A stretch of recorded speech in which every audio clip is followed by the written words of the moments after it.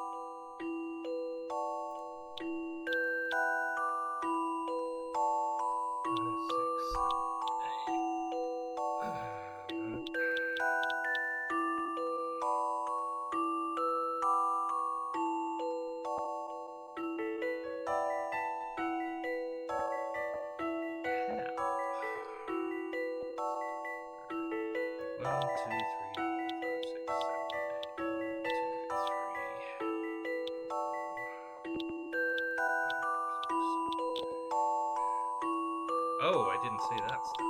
Alright, let's try that. 1, 2, 3, 4, 5, 6, 7, 8. 1, 2,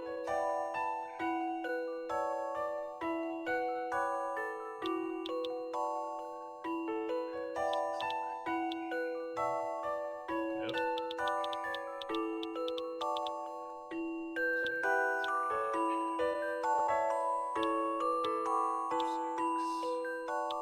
3, 4, 6, 8. 1, 2.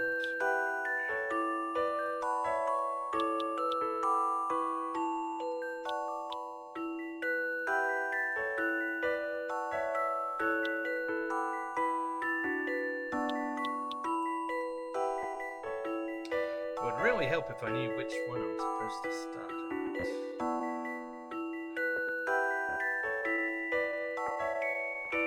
I still think it's got to be this one. 1, 2, 5, 6, 7, 8.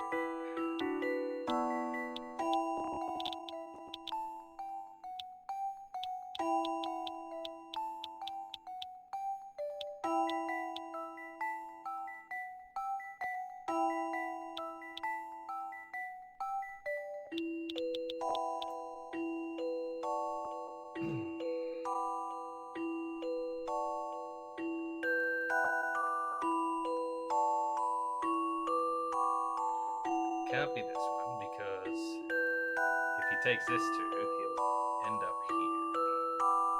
That's not good. And if he does this one, that's the finish line.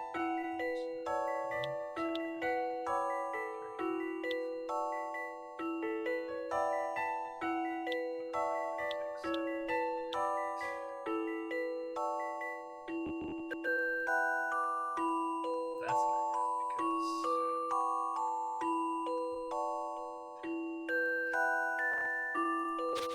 So it has to be this one.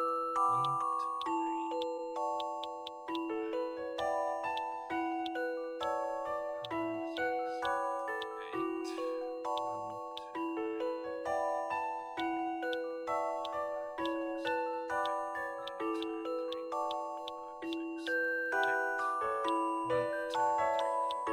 6, 7, 8. Alright, I think we're into something now. 1, 2, 3, 4.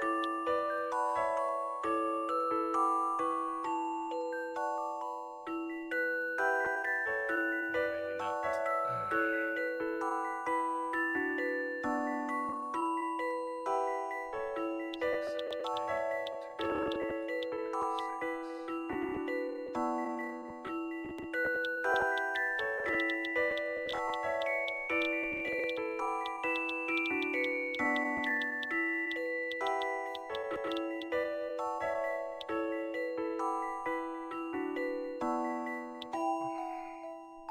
We can't take that 5 on the right because that leads us to the exit. 5, 6,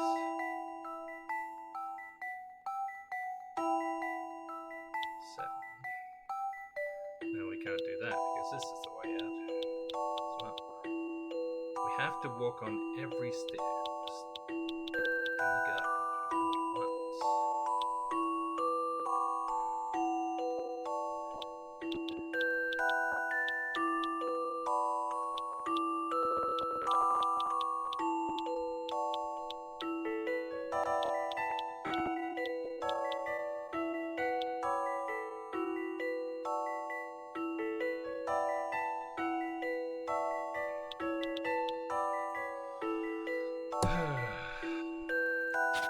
I'm gonna need the hint coins for this, aren't I?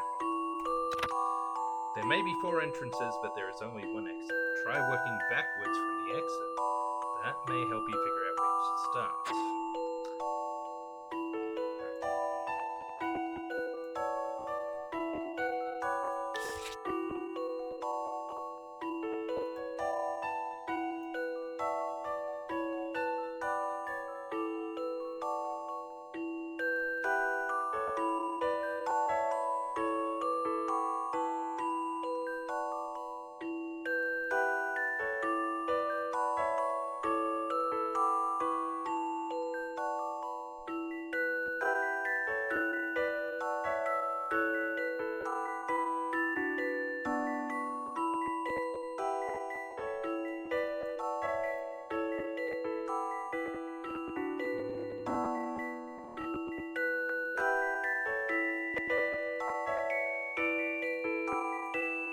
These ones here in the middle again, isn't it? 7, 6, 3, 2, 1, 8, 7, 6.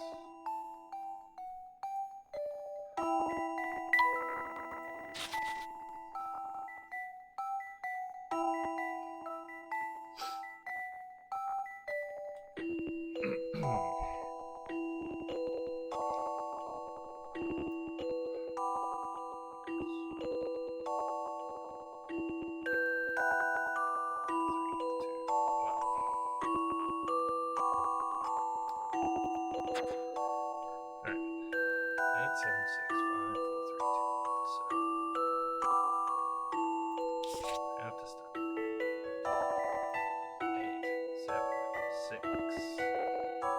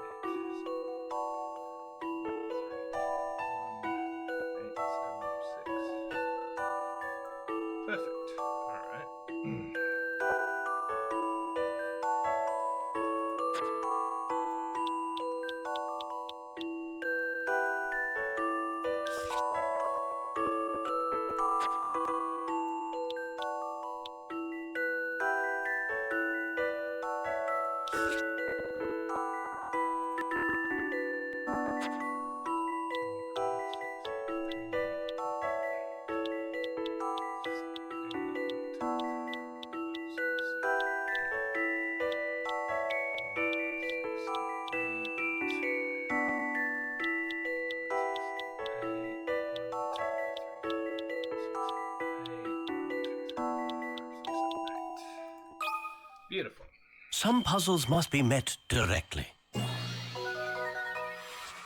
I love the thrill of a good solution. Same. Correct. By starting at the entrance on the left side of the garden, it's possible to step through every series in order. Head on to Barde map. A new action for the Puppet Theatre, Scruffy. Neat. Right, here we are. Let's move on. Wait, Professor, I'm caught in this bush. Are you alright, Emmy? Hang on.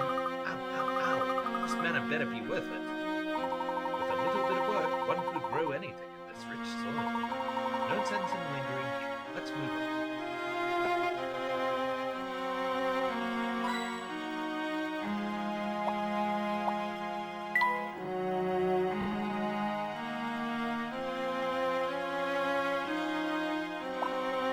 This is a garden? It's so overgrown it looks like a forest. Is it just me or is it really cold here? Sad to see such a grand garden left in this condition.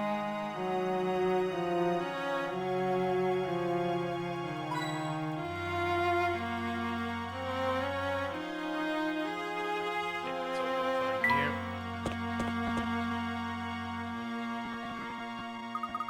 I love the vintage Gothic decor. The cobwebs must have cost a fortune. Look, do people really live here? Well, of course they do, I think. What's that?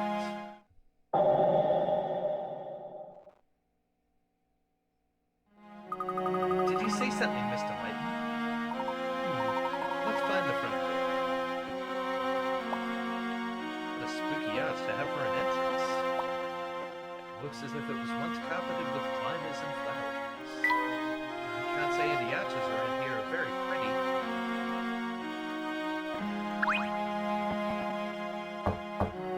Oops. Creepy. Well, looks like no one is home, right, Professor? Hold on, Emmy. I'm sure I saw someone in one of the windows upstairs. What? Then that is horribly creepy. Oh, what if this calamity witch is actually a ghost? Emmy, behind you!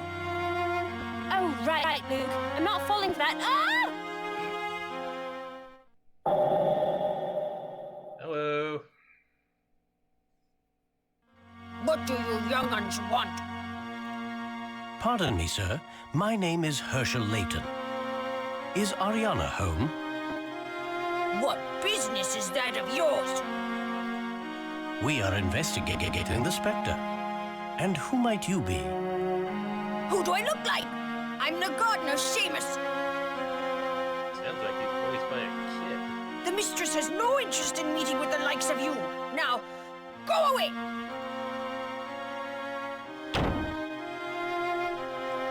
Did that seem strange to you, Emmy? Which part? The garden is in disarray, despite having a gardener. Do you think he is just poor at his vocation? So it's Ariana in disguise? I heard that Mr. Barde's servants were all let go after his death. So, do you think this fake gardener is holding Ariana hostage? That is possible, I suppose. We must find a way in there. What should we do, Mr. Layton?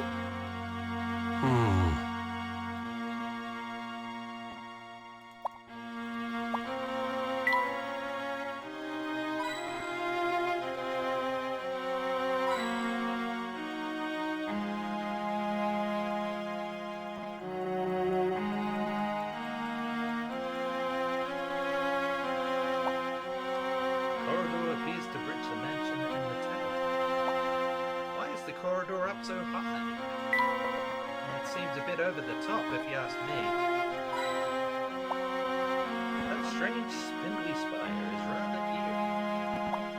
I took a picture of the roof, Professor, and I think it was a deliberate design. 3 stories? That's a mansion. It's very rare to see any house built on such a scale. Large scale. I'm amazed at how much bigger it is than my own house.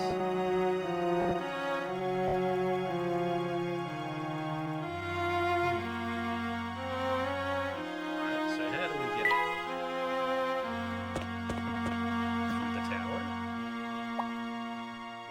that this tree alone withered and nothing else. Barren trees give me the chills. I'm going to take a quick photo.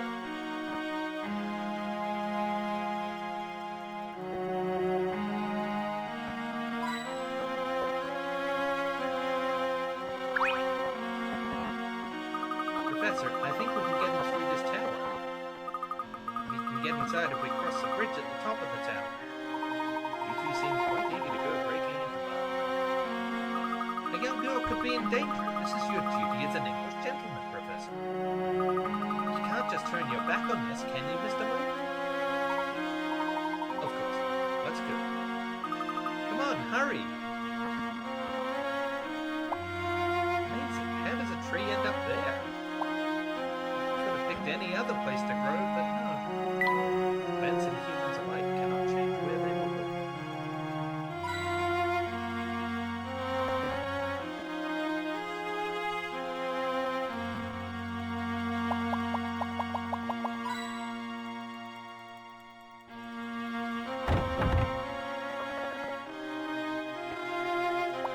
It's a mushroom. Being next to the lake, the humidity is probably quite high. It's clearly not the kind of mushroom that mushroom eats.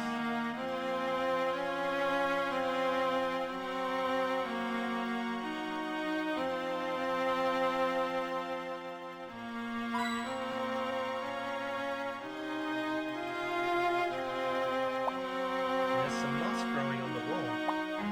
Those steps look very slippery. Be careful where you tread. Running up a spiral staircase must make you dizzy.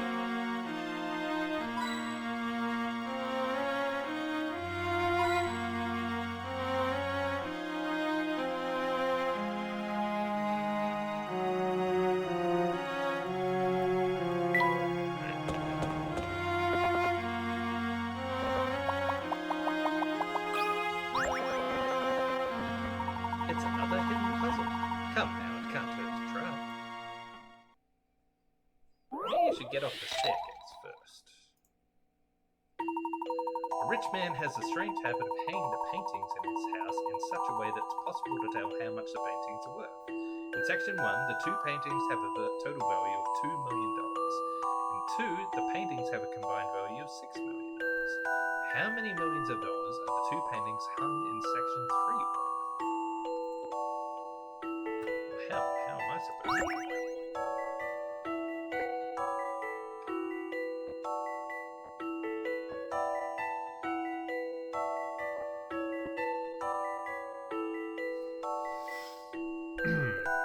Is this another x plus y equals c thing? Because...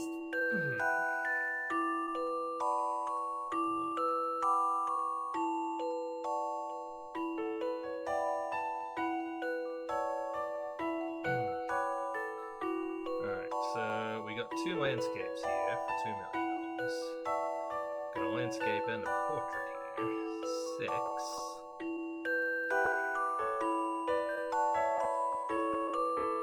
These be 6 as well?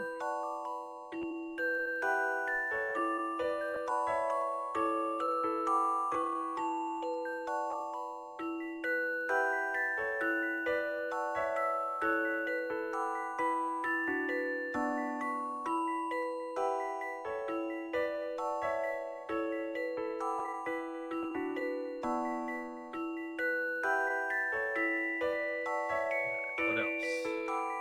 So these are 2 million. These are 6 million. Could that be a multiplier? No. Yeah, it would be times 3.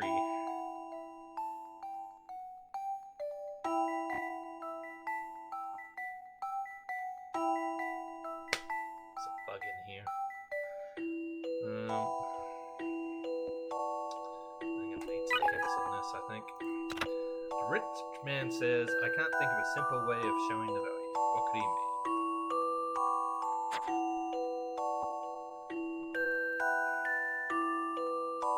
The numbers seem the most logical.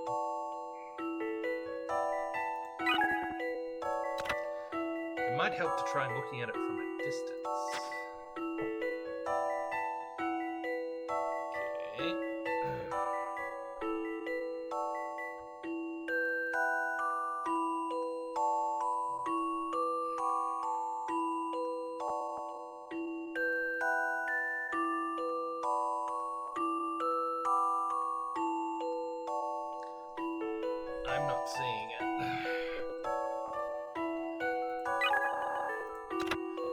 the two paintings in section 1 were worth a total of $3 million. The bottom picture would have to be moved over to the left. If the two paintings in section 1 were worth a total of $3 million, the bottom picture would have to be moved. It's already on the left. What are you talking about? Oh, I see. I see.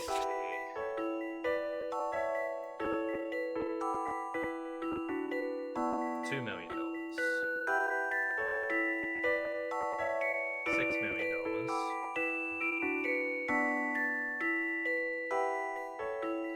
So this one's $9 million.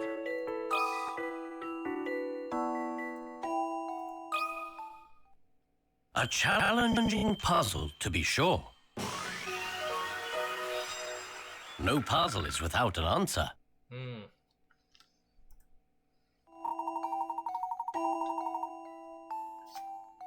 Exactly. The two paintings in section 3 have a combined value of $9 million. They must be very interesting pieces. Sure. Few things are more satisfying than a puzzle solved. It's all slimy. Ew, I don't think I want to touch that. Think of the fun to be had studying it under a microscope.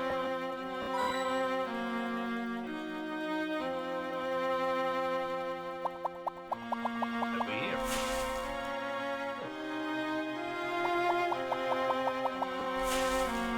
I wasn't aware the professor had brought his machete. Professor, look, it keeps going up.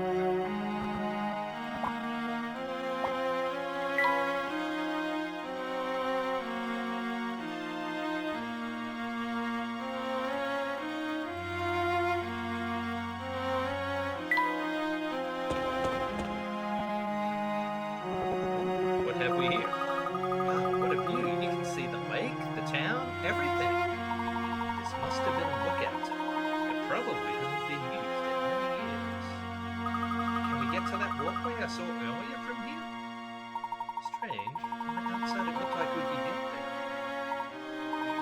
Emmy, what is written on that wall? Oh, is it a clue? Let me take a closer look. 4, 1, 2, 3. Is it graffiti? It's not the witch's mark, I can tell you that. Numbers. 4, 1, 2, 3. I love clues. Let me jot this down. What is that above the numbers? Those flames? More numbers and drawings of flames. What could this be? More numbers and a drawing of a flame. What do you think this means? This is a difficult one.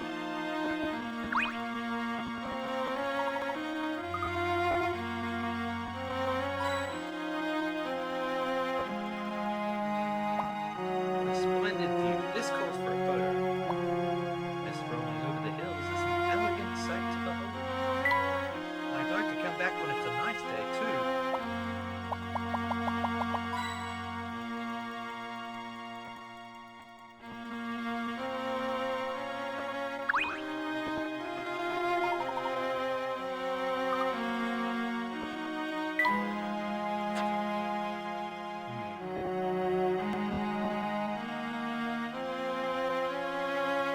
I don't see any way to put a candle.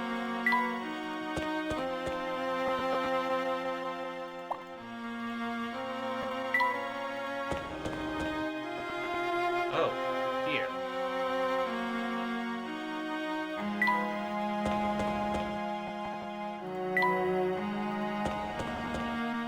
Alright, so it's 4, 1, 2, 3. Shadows. 4, 1, 2.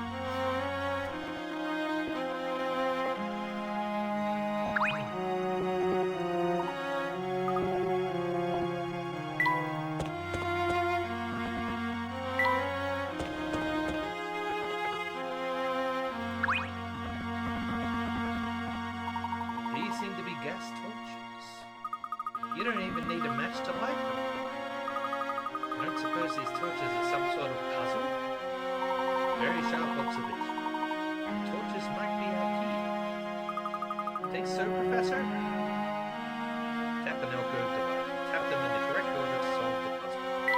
Alright, so let's just try going in numerical order. So 1, 2, 3.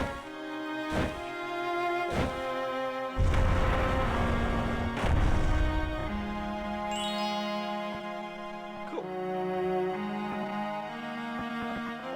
I wasn't sure whether it was going in the order they were labeled or if we had to tap each one that number of times. Just heard something else. Let's go check it.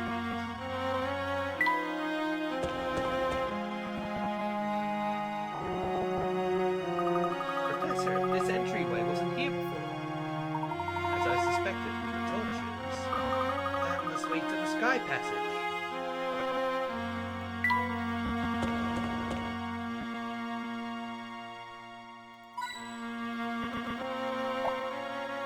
There's a large thing in the middle of that cobweb. It's a puzzle. The spider's trying to eat a puzzle. This door should lead into the main part of the house. Wait, there's something odd about this door. The lock is some sort of puzzle. Professor, may I?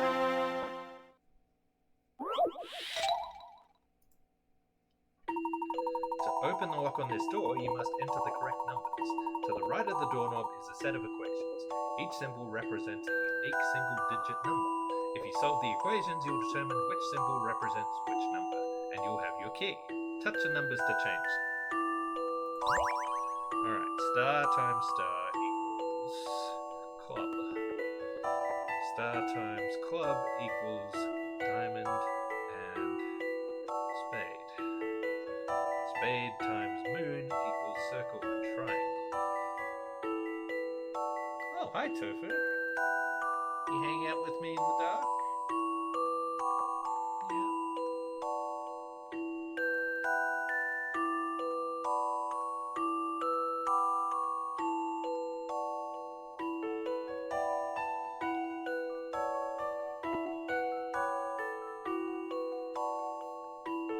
Alright, well, we have to start somewhere. So, if star equals 2,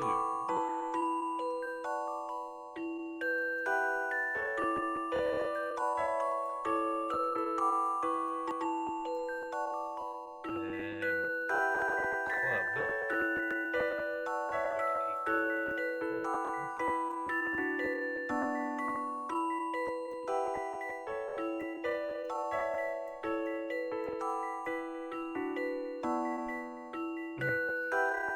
and star times 4 equals 8.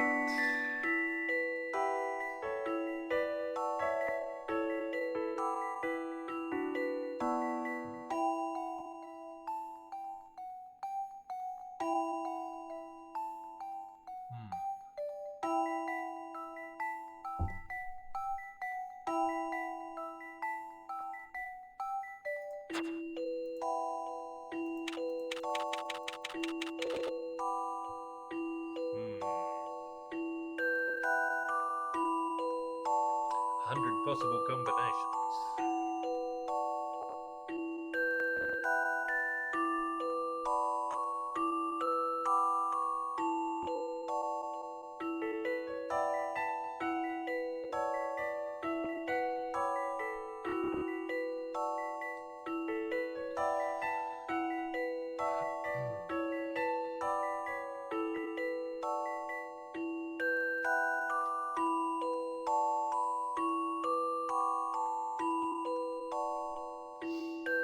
Alright, if we work on the assumption that these are each different digits, then this can't be 1, 2, or 3, because this is a double-digit number. Either that, or it's saying this equals thing plus thing. So, for instance, if this is 2 times 4, then maybe this is 3 and 5. But let's go with single digits.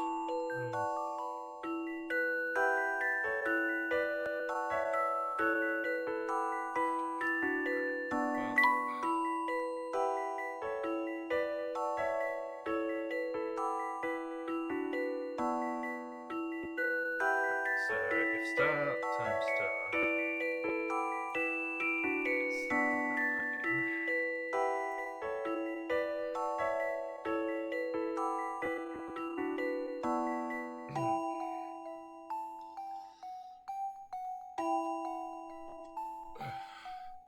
then star times 9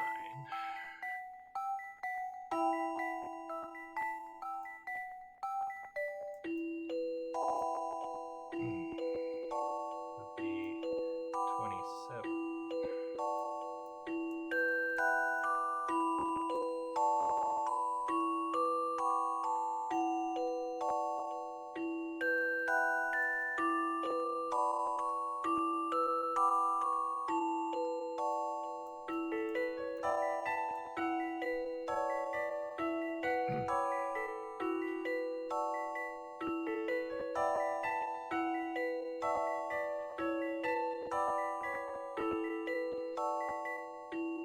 Then that means spade times moon equals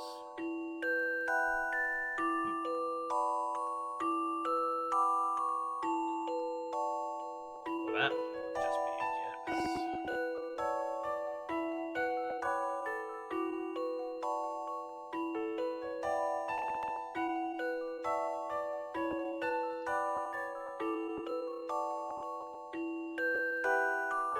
Guess it means it's not any of the other digits, does it? Alright. Can't be 1. Or 2 or 3, because they're used.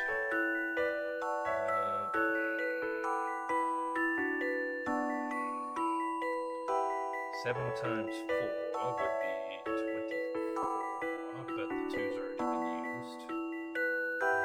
7 times 5 is 45.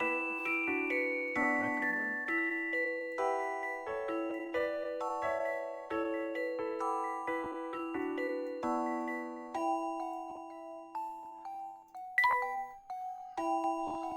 Um, 7 times 6.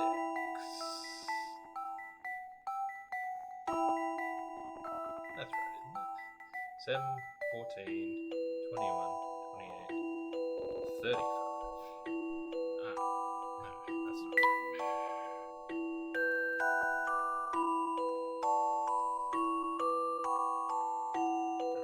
7.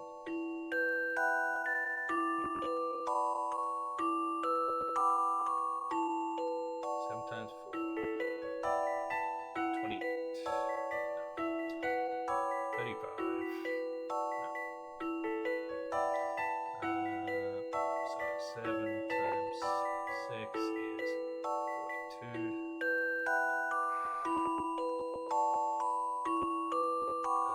7 times 7 is 49. 7 times 8. 56. Could be 56.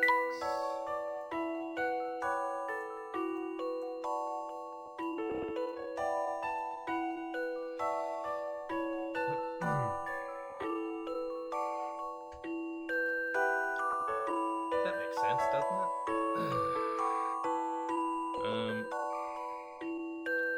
Star times star. 3 times 3 is 9. 9 times 3 is 27. 7 times 1 would be 7. No. 7 times 2. No. 7 times 3. No. 7 times 4 is 28. We already have the 2. 7 times 5 is 35. We already have the 3. 7 times 6 is 42. We already have the 2. 7 times 7. We already have the 7. 7 times 8 is 56. And we already have the 9. So if that's the logic we're working on, then the code would be 86. The question is that the logic we're supposed to get from this? How about this? We got it! That was it!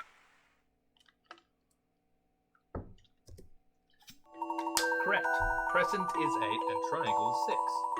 Star times star is a single-digit answer, so star must be 1, 2, or 3. However, since 1 times 1 would be 1 again, we can eliminate that. If star were 2, club would be 4, but then the next equation, 2 times 4, would not produce a 2-digit answer. Therefore, star is 3, club is 9, diamond is 2, and spade is 7. After that, just try unused numbers to fill in the correct symbols and find the correct values. Okay, so we did it exactly how they wanted us to. Yay me. I got it, Professor. Nice work, Luke. Once caught in a spider's web, there's no getting out. Very few realize just how beneficial spiders actually are.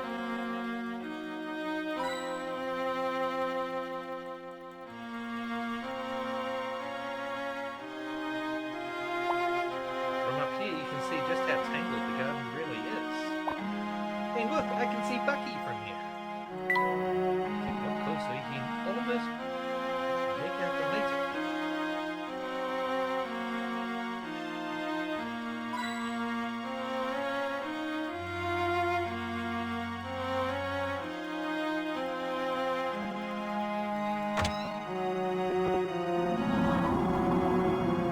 Spooky. This place is huge. Does Ariana really live here all alone? It hardly looks like there's anyone living here at all. You think there are ghosts here? Don't say that, Emmy. What is that over on the wall? That's a picture of Ariana. It must have been taken a while ago. Who is in the picture with her? Oh, that's her brother, Tony. And where is he now? I'm not sure. There's no sign of him either. Perhaps he is with Ariana. When was the last time someone cleaned up around here? Oh, look at those cobwebs hanging from the chandelier. I hate spiders. Ugh. Now, spiders are fascinating creatures. Take a look at this.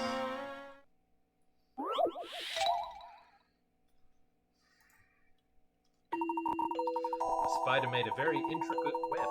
When its prey gets stuck at A, the spider starts from the center and takes thread 2 or 5 to get to it.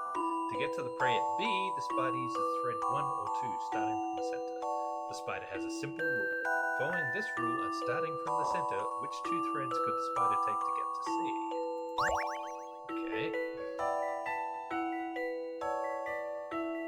When its prey gets stuck at A, the spider starts from the center and takes thread 2 or 5 to get to it.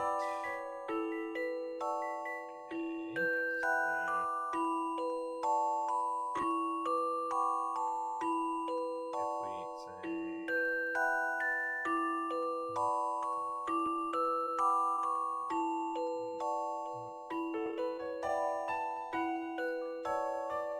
that goes to B.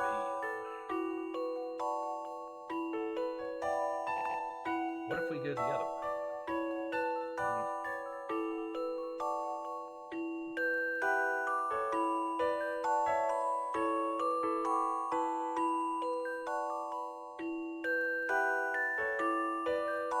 Oh, it says it does go to B then. So,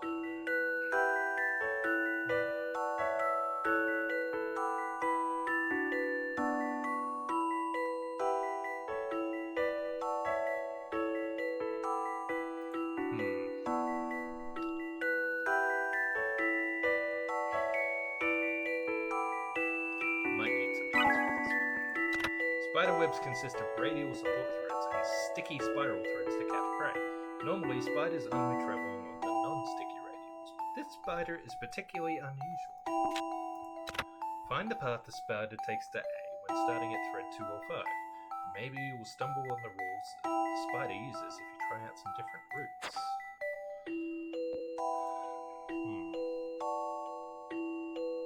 To get to the prey at B, Spider uses thread 1 or 2, starting from the center.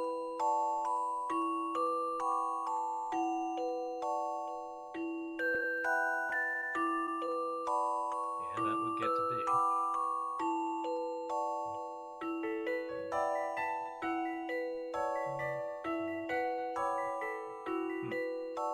Yes.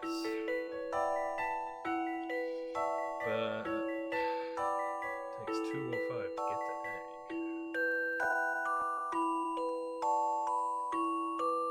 That would go right past A, wouldn't it?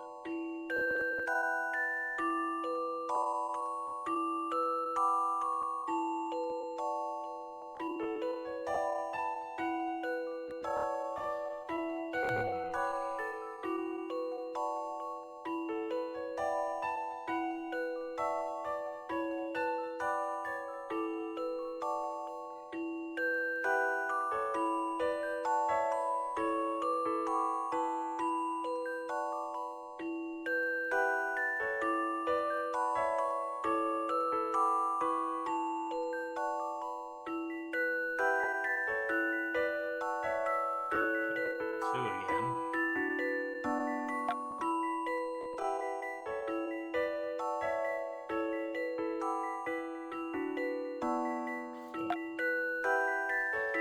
I'm not sure I've done this right. Let's give it a go. I'll handle this one, Professor.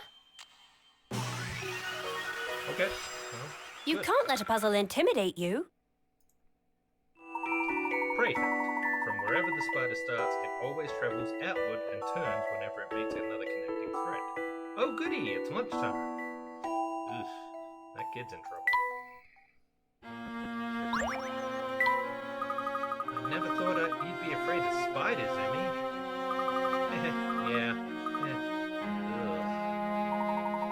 Well, if you're going to be an archaeologist assistant, you may need to work on it.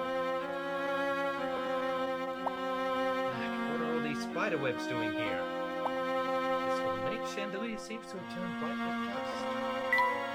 Beth saw that, she'd have a fit. I think there are more rooms upstairs. The floor above must have been untouched for some time. It's so quiet, I can't hear a thing.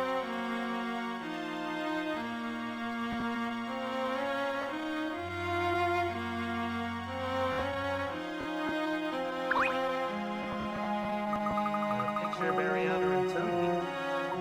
That's great. They look so happy.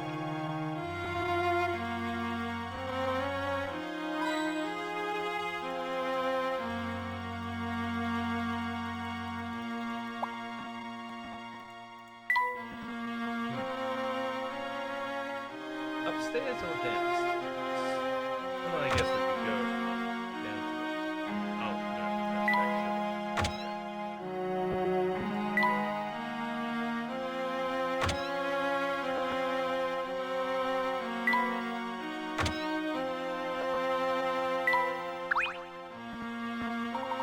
Looks like the caretaker is down on the first floor. He's looking at the garden. Let's find Ariana's room before he discovers us. Come on.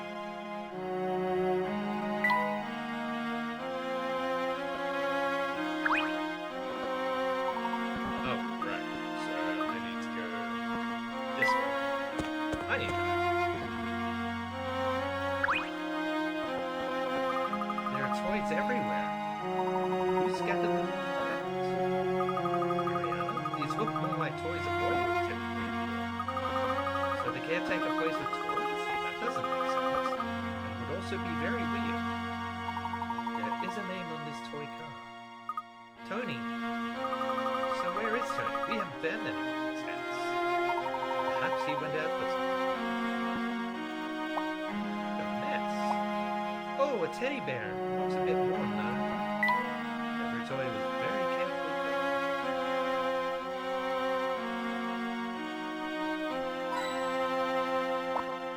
Ouch, that's hot. Or is it really hot? Hot, hot, hot. Thank you. This oil painting evinces a powerful individuality.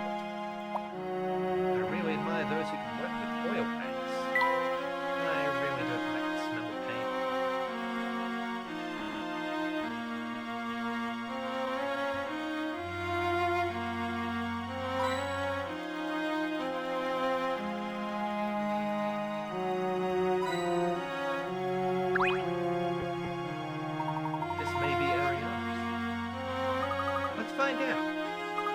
Ariana.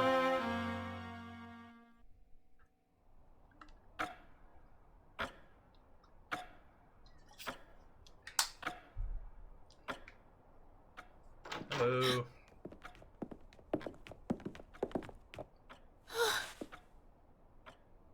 How'd you get in here? Who are you? My name is Herschel Layton. I hope I didn't frighten you. Please believe me when I say we mean you no harm. You broke into my house to tell me you mean me no harm? I know how this works. Please forgive me. We do have a reason. Could we speak with you for a bit? I'm listening. Is the gardener keeping you here against your will? Excuse me? I don't know what you're insinuating, but Seamus works here. I'm sorry. It looks like we've made a terrible mistake. Yes, we may have been a bit hasty in our assumptions. My apologies. I'm sorry. Fine. Now just leave, please. We'll seek the Specter's flute elsewhere. Thank you. Wait, what? The Specter's flute? Your father, Mr. Barde, bought it at the black market a year ago. We think the Specter destroying the town is being summoned by whoever is playing this flute. We're trying to track it down. Summoning a Specter with a flute? Ha! Absolutely preposterous! We distinctly heard a lovely melody when the Specter last appeared. We believe that there is definitely a connection between the two. I don't know anything about a flute. Now please leave. Ariana, people are in danger. If you know anything, please tell us. I'm a witch. I bring disaster to those around me. If you remain here, disaster will find you as well. What are you talking about? Go! Why are you doing this? Ariana, we both know you're not a witch. What? Hold on. Do you two know each other? Luke and I were friends before all this happened. Ariana, we're still friends. I don't think you're a witch.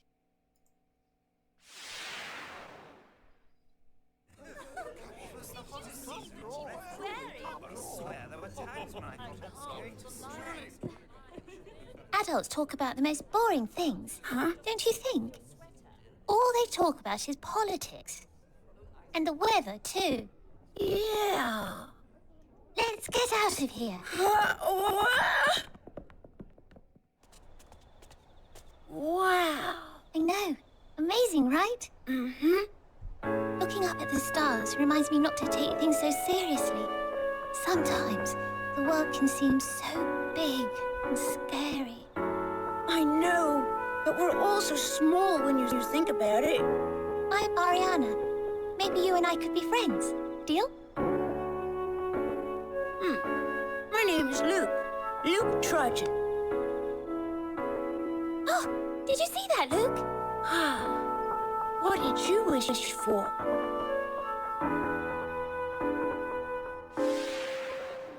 Ariana, you're not a witch. Stop saying that. Luke, I am cursed. Everyone is right to fear me.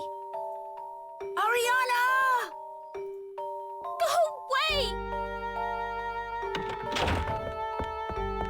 What is all this? How did you whippersnippers get in here? Miss Ariana, are you all right? Out, all of you, before I call your mummies and daddies. Emmy, Luke, come. Let's go. So, perhaps this Seamus person is actually her brother.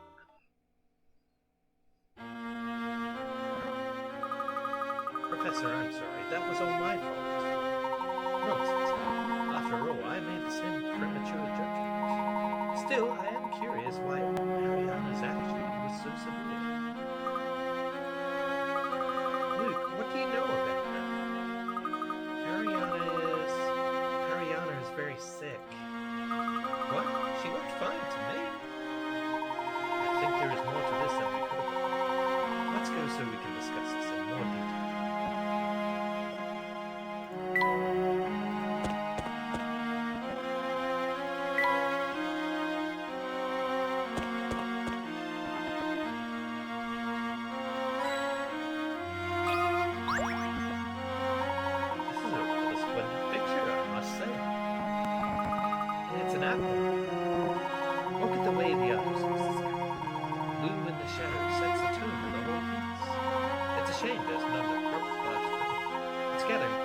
dust here. Speaking of red paintings, do you know this puzzle?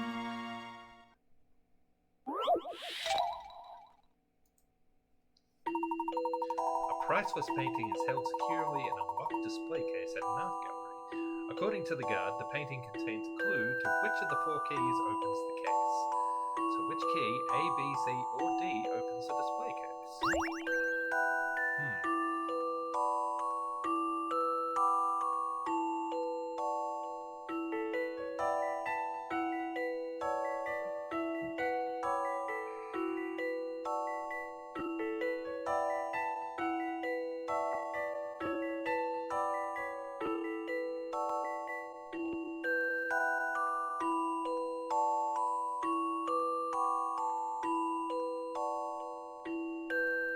Well, this kind of looks like the design of the keys, doesn't it?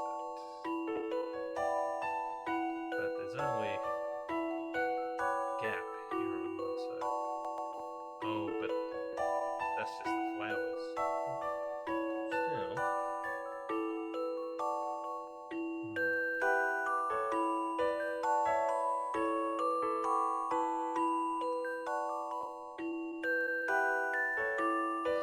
Also, if it was the pointy end of the keys, the stripes are going in the wrong direction. What else?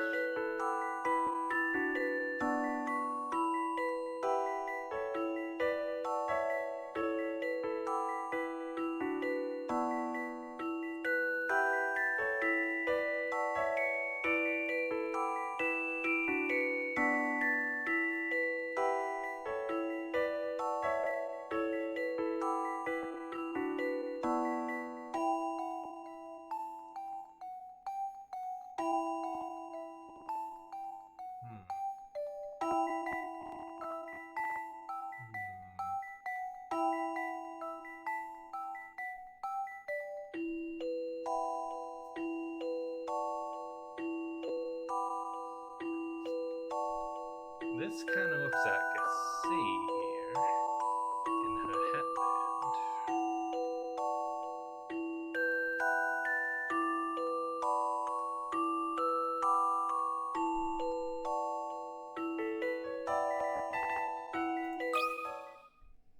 This is what I've come up with. I guess That I had puzzle a 1 in 4 wasn't so chance of hard. getting it right. A masterpiece. The space between the girl's head and the flowers forms the outline of the correct key. Ah. Well, I just got lucky. Excellent work.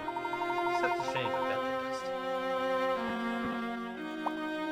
When it's covered in dust, if we tread too hard, we'll make dust clouds. I suppose the dust tells us they rarely have visitors. What this place needs is a visit from Rosa and Herbie.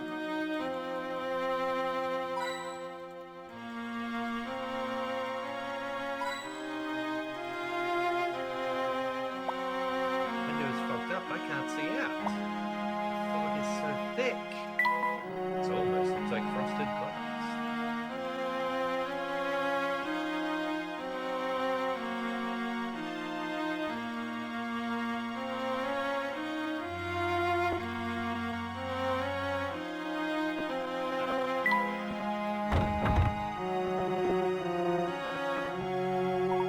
Ariana was hiding something. I just wish I knew what exactly. Luke, you said Ariana is sick? Yes, I learned about it when I saw her at a party. I heard she didn't have long to live. That's terrible. She's so young. Her dad told me. He said even the best doctors couldn't do anything. I think that's probably why she shut up herself inside the house. Well, it certainly doesn't help that everyone thinks she's a witch. She's not a witch. I know she's not. Fortunately, she seems to think otherwise. Perhaps we could prove her wrong. And then she might even tell us what she's hiding. She must know something about that wood. If we could help Ariana, that would be great. Okay, but how?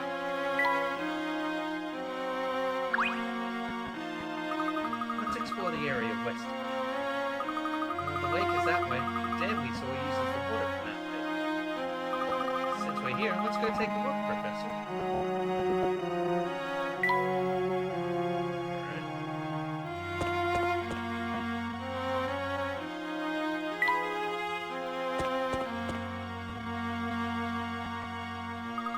That lake is beautiful. This must be the town's main water source. Rainwater and runoff from the mountains collect in the reservoir. I see. So the water we use every day comes from here? This old rusty pipe here is a water main. Yeah, I certainly hope it isn't. Well, those pipes are out of use. They kept them around even after the new system was put in. So water goes from the reservoir out into Misthallery's buildings. In the past, however, there was one pipe from the lake that split into smaller pipes all over town. The pipes you've seen around town are holdovers from that system. Interesting. I was wondering what those were.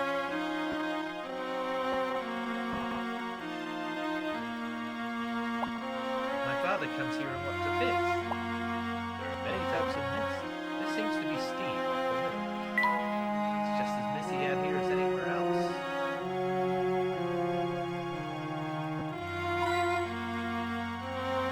What am I looking for?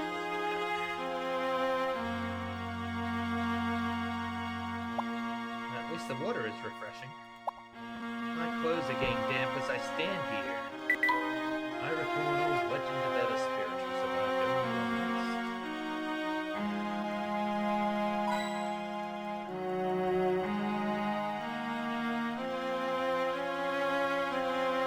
It doesn't look like there's much to see here.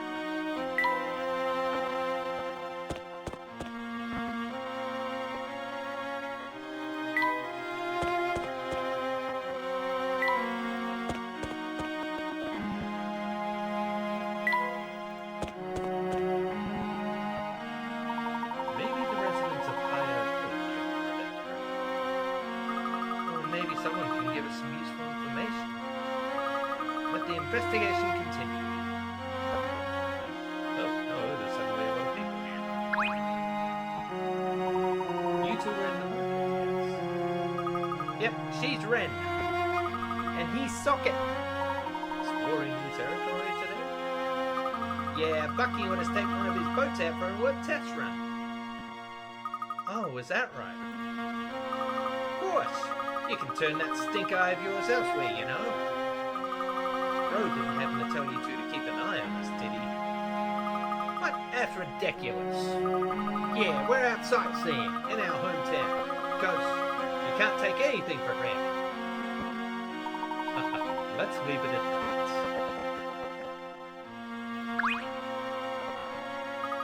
I thought only rich people lived in Higher Hill.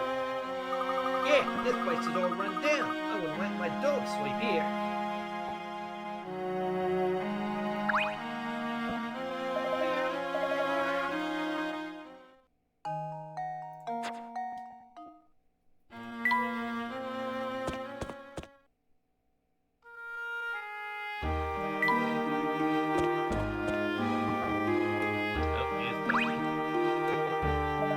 So we meet again! Hello there. I see you have another boat. Yep, I'm expanding my service area to better meet my clients' needs. Need boats, need Bucky. This boat landing is only a step in your master plan. Yep, Socket and Ren are helping me test this run. I should be ready for business here soon. Well, congratulations. We'll continue exploring later.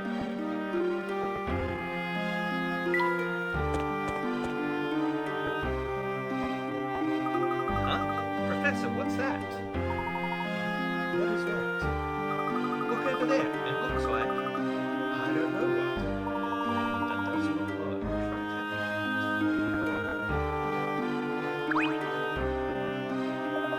That's Goosey! Ah! What are you doing? Sorry, I'm Goosey. I was hiding, but you still saw me. That means I must have been sticking out again. Oh, that's Goosey. Sticking out. It was pretty tough to miss. Why were you hiding? Well, I've been trying to hide for years, but I always stick out. I know what you mean.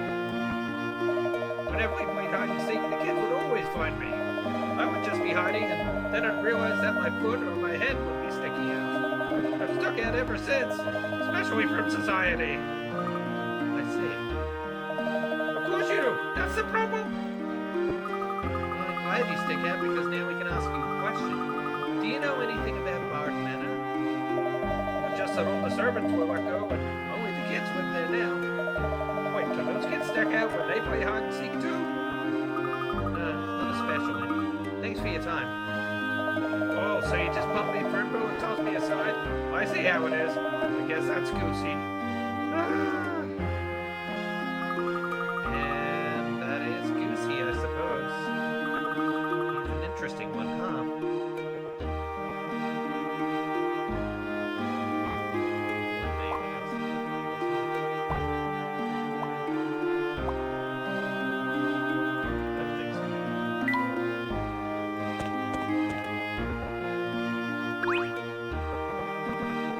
I hope I get to arrest the Spectre myself. I'll get the biggest book I can find and throw it at him.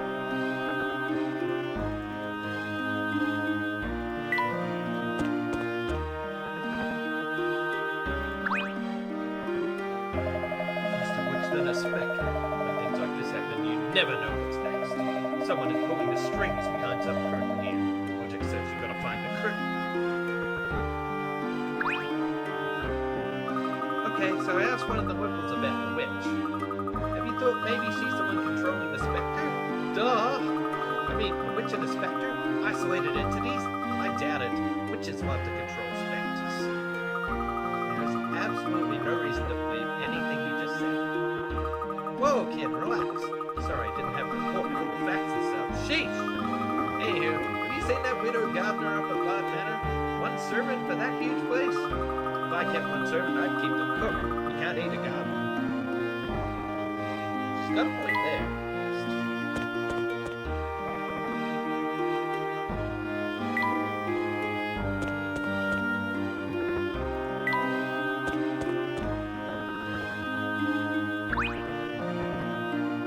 I heard you were asking about those Barde brats. Yeah, they used to be in line up on most of Misthallery. Now all they got is that rundown manor. Their old man wasn't nothing compared to mine. My dad's the chief of police here.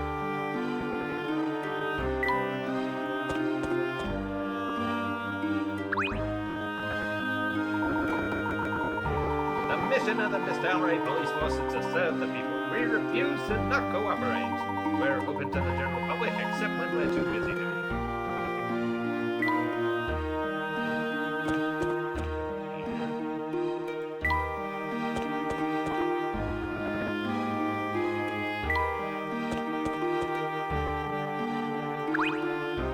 Hello, nice weather today. I don't think we're ready to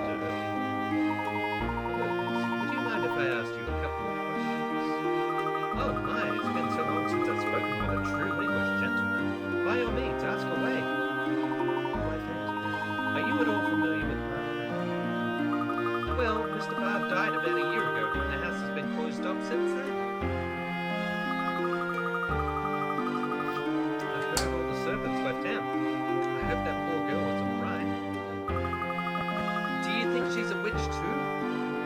Oh my, you one of those strange events in this town are often just childish pranks. Even this whole Spectre business, people need to be more rational. If you're looking for information, I suggest you stick with asking those who aren't superstitious. I saw a friend of one of the Barde children walking west of the Grand Plaza. You might speak with him. You should not be so superstitious. I mean, really.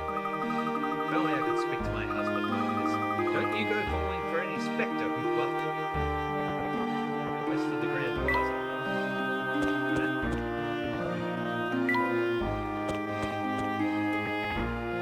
There we go. Hi, you look like strangers. Let's talk. Are you the tourists? Where do you live? How long are you here? Well, not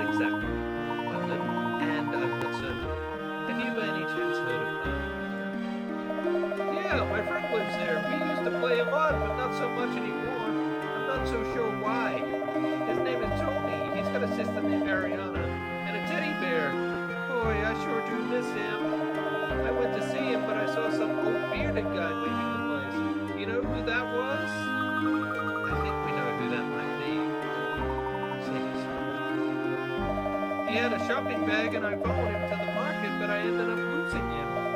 Are you trying to find him? Perhaps. Thank you. Back to the market, Professor?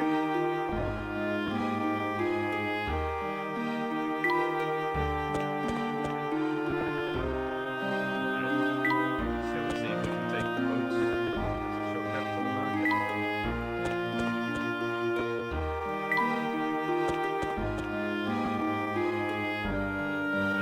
Bucky's gone.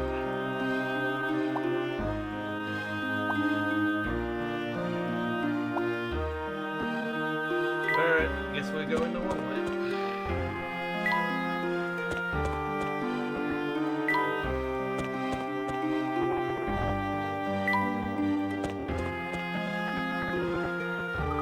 Hey, it's you guys. Good timing.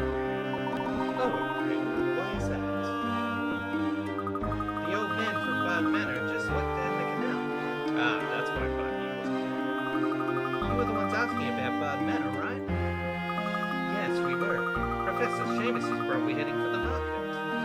Indeed. Let's head that way. Thank you for your help, miss. Oh, miss. Pleasure was mine, kind sir. If you don't take one of Bucky's boats, you better get moving.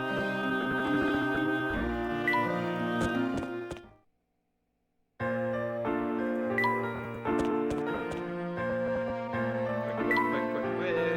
Run to the market, run to the market.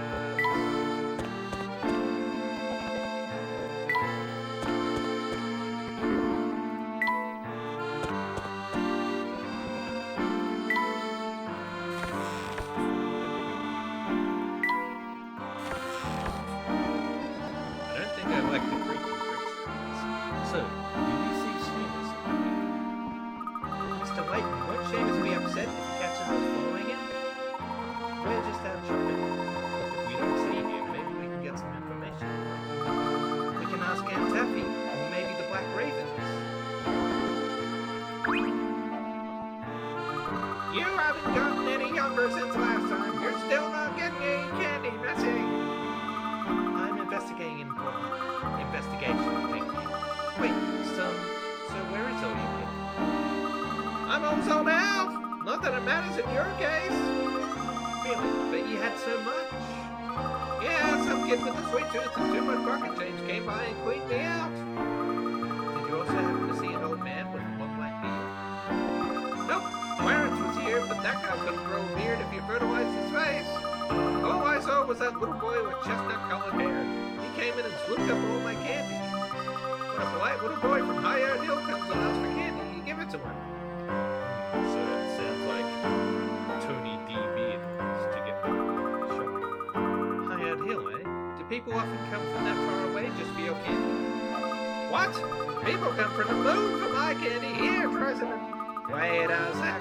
Nice try there, Missy. If you want to know anything else, go try the kids in the market. Go on, take those candy-hungry eyes out of here.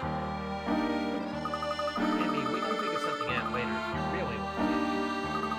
It's fine. I'm an adult. I can control myself. Okay. Well, next time we pass through, I'll buy you something. Yes, you will.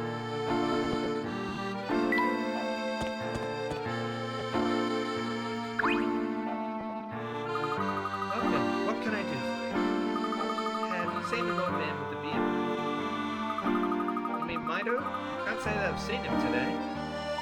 No, not Mido. Have you seen anything strange? Nah, today's big action was some little kid going on a shopping spree. I see. I guess Seamus hasn't shown up yet.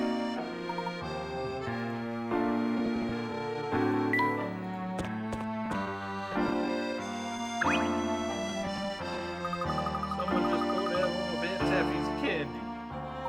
Yes, do you know anything about the little boy who did that? If I knew about him, I would have stopped him. Tweets, do you recall seeing an old man with a white beard? How can you ask a question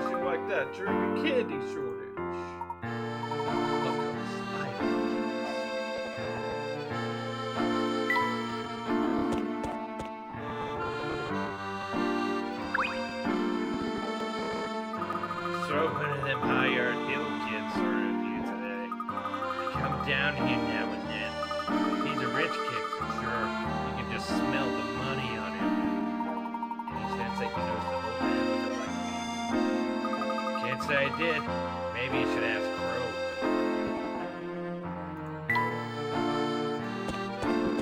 We'll get to that. Oh, I guess the man will right there.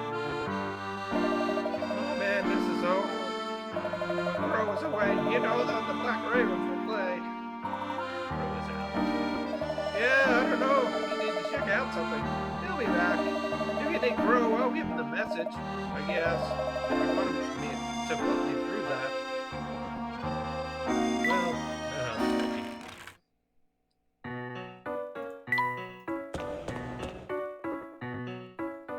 Well, man, this guy's still here.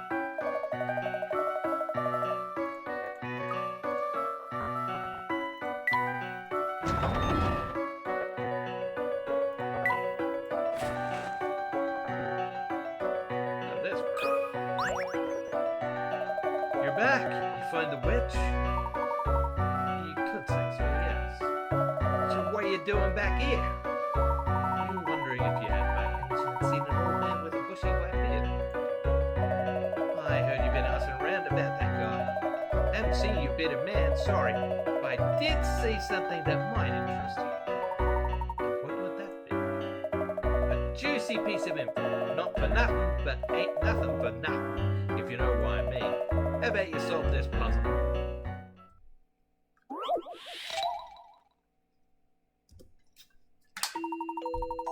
You have a 52 card deck with no jokers. If the cards are all placed in a certain order that follows the pattern below, what will the number and suit of the 26th card be?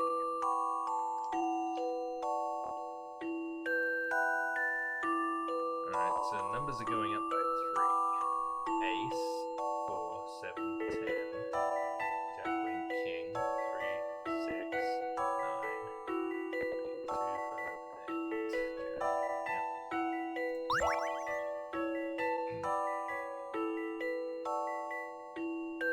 Ace will be 4.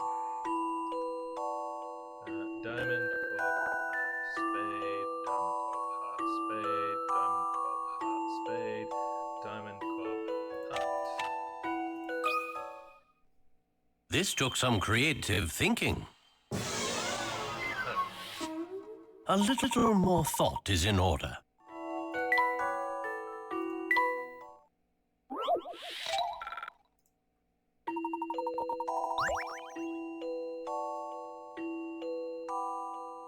Okay. What did I get wrong?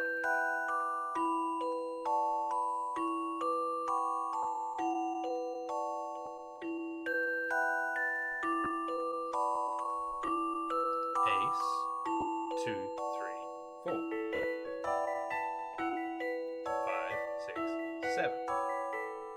8, 9, 10. Jack, Queen, King. Ace, 2, 3. 4, 5, 6. 7, 8, 9. 10. Jack, Queen. King, Ace, 2. 3, 4, 5. 6, 7, 8. 9, 10. Jack. Queen, King, Ace. 2, 3, 4.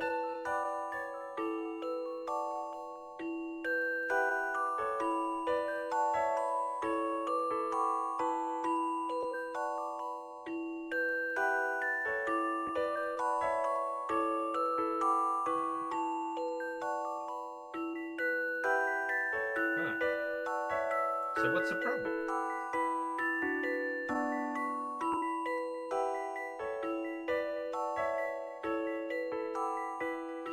Oh, the 26th.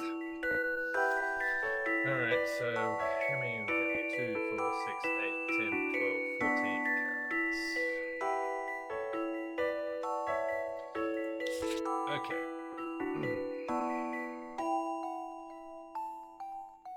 4, 5, 6, 7, 14, 20.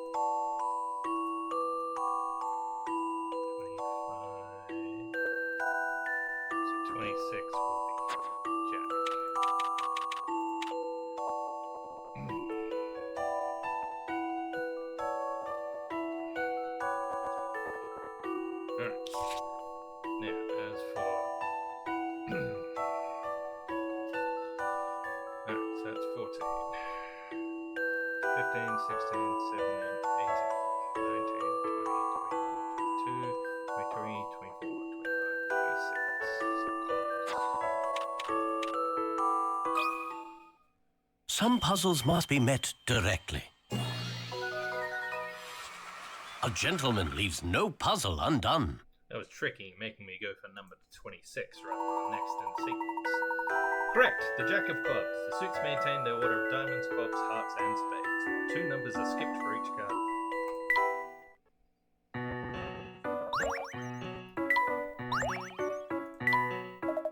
That rich kid from Highard Hill was here shopping earlier.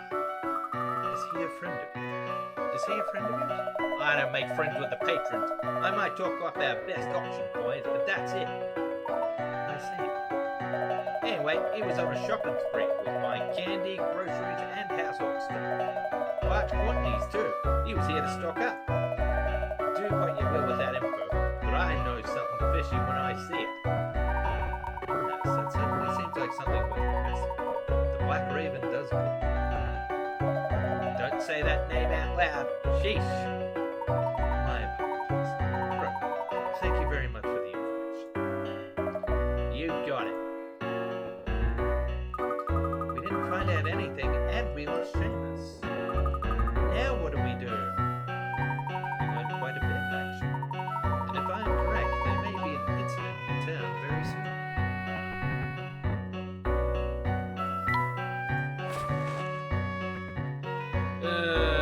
Should we try the fish puzzle? I'm a huge fan of these.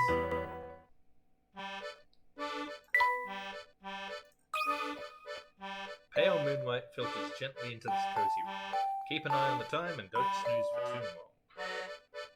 Get all the coins in 5 seconds. Blimey. Alright, what way does he go?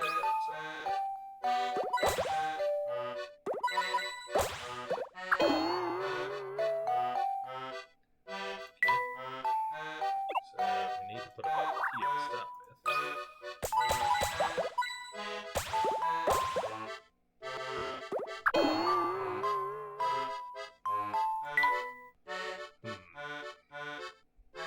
Alright, which way does he go?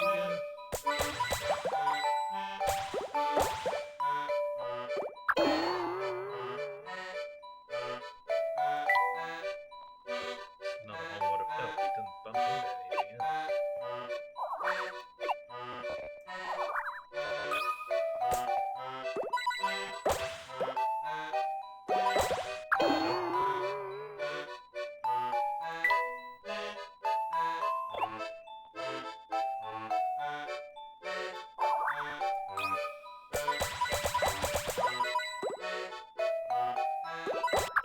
Nearly.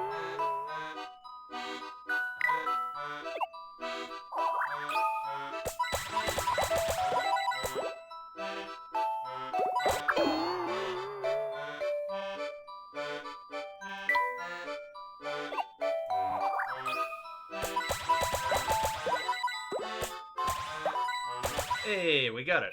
Sweet.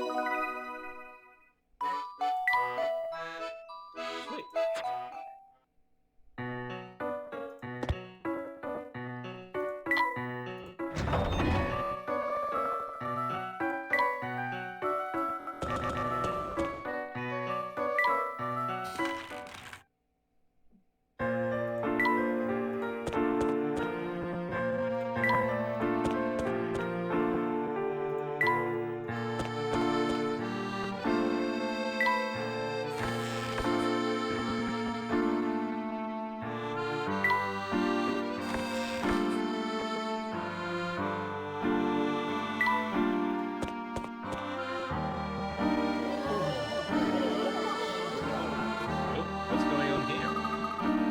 What's going on? Let's head east.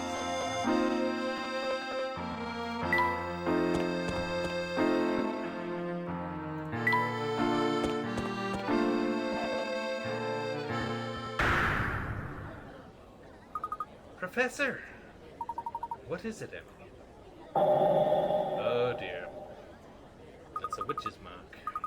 Those appear if the residents speak ill of Ariana. Witch's mark.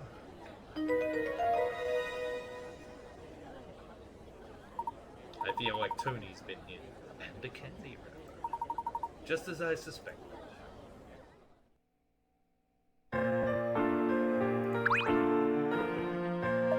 Whoever lived in that house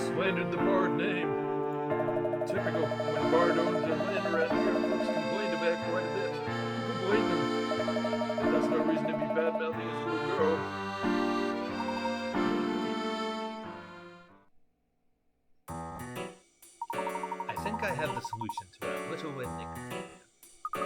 Really, Mr. Layton? Let's look at what has happened since we went further. Why were we looking for Seamus? Why did you need Seamus? To gain Ariana's trust, clear Ariana's name. The only reason. Love.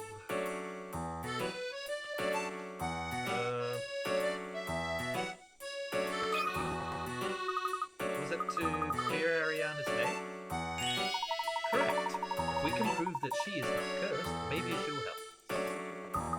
Since Seamus is the only servant left, we thought he might give us some helpful information.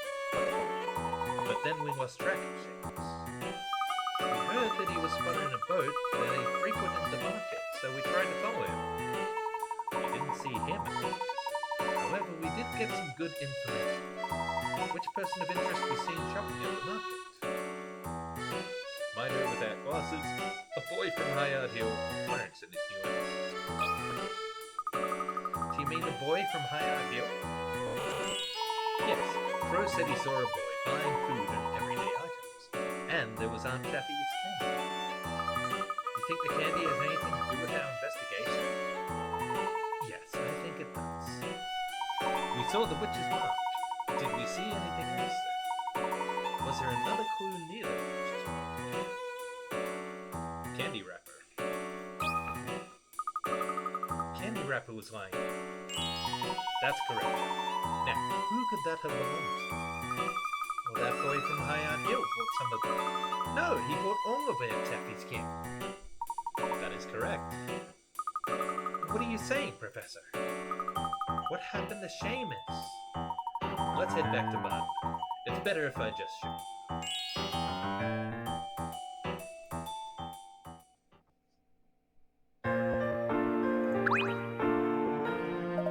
Alright now, calm down, you lot. It's just a silly prank. There's no need to fly off the handle.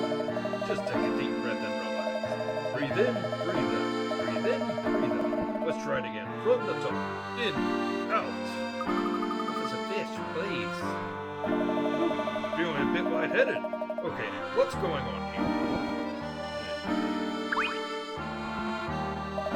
Ah, terrible news. The witch's mark has appeared. Finch, calm yourself, please. Did you see who left this one?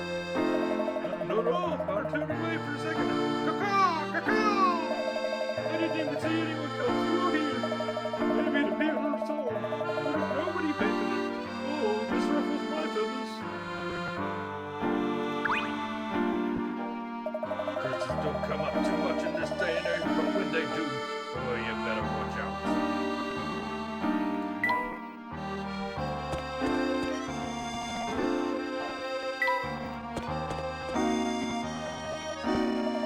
Hey there, how y'all doing? Hey there, Bucky, what are you so excited about? Don't forget me, you're the excited one. The wait is over. The Highard Hill boat landing is now open. Throw yourself, please. We all know why boats are the best way to get around, but let's stay calm. I have a feeling Bucky would like us to take one of his boats. Sounds good to me.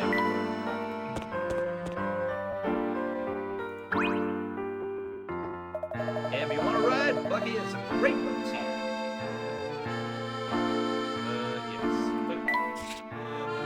Highard Hill Cabins. This stuff is for the Golden Gun, Lakeside, and the Dam.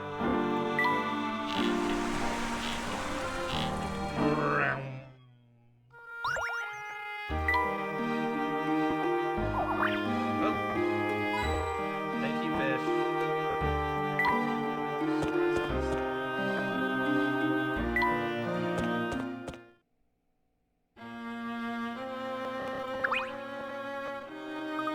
I thought only rich people lived in Highard Hill. Oh, we already had this conversation.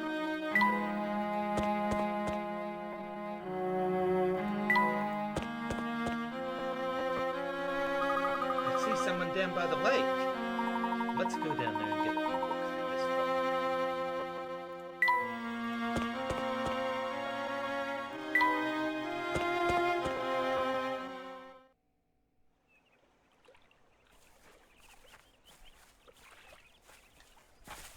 Hey, is that... Ariana? Ariana? Why are you following me?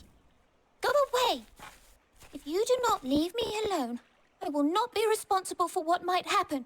You are not actually cursed, my dear. And we can prove it. What? Ariana, you are not at all what they say. He's right. The Calamity Witch is a myth. An interesting one, but a fabrication nonetheless. It was created to protect you, Ariana. What are you talking about? Protect me? Yes. I understand why your protector kept you in the dark all this time. What? It was better all along that you did not know. The one behind the curse was none other than...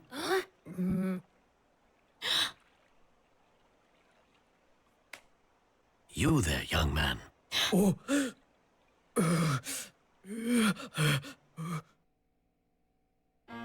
Seamus? That's ridiculous. You are aware of the witch's curse, that bad things happen to people who speak ill of you. Well, it is not a curse, just a simple trick. What do you mean? Seamus took note of people who said nasty things about you, and he then painted the witch's mark on their homes. Rumors of a curse then spread throughout Misthallery, and the townspeople began to suspect that you were actually a witch. It was Seamus who created the rumor of the witch's curse. Is this true? Seamus, I know you think you're helping Ariana, but you're acting like a child. Well, Emmy, there is a good reason for that. Yep. And what would that be? Seamus, why don't you show us who you really are?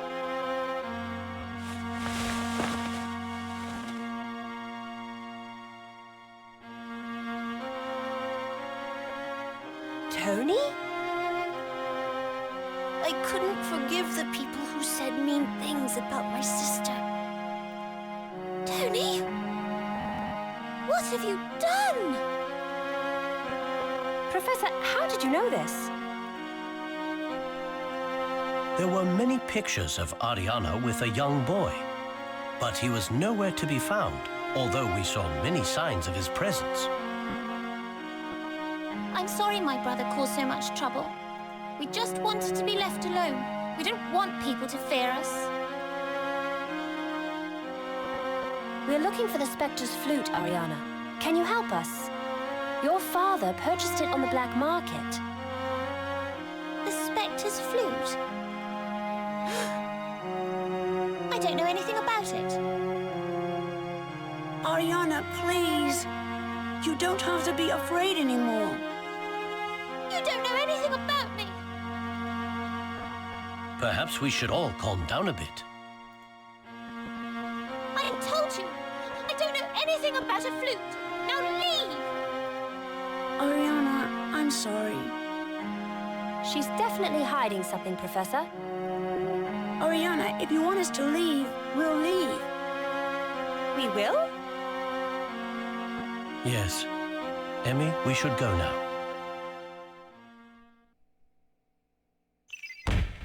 Solved. Ariana's curse was in fact created by her little brother Tony. He painted the witch's mark and played tricks on anyone who badmouthed Ariana.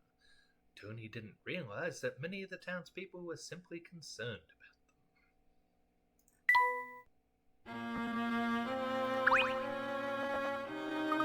I have nothing more to say to you people. Now please leave.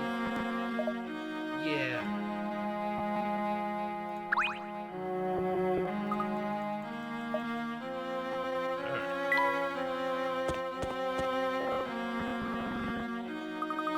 Luke, do you know what Ariana is so afraid of?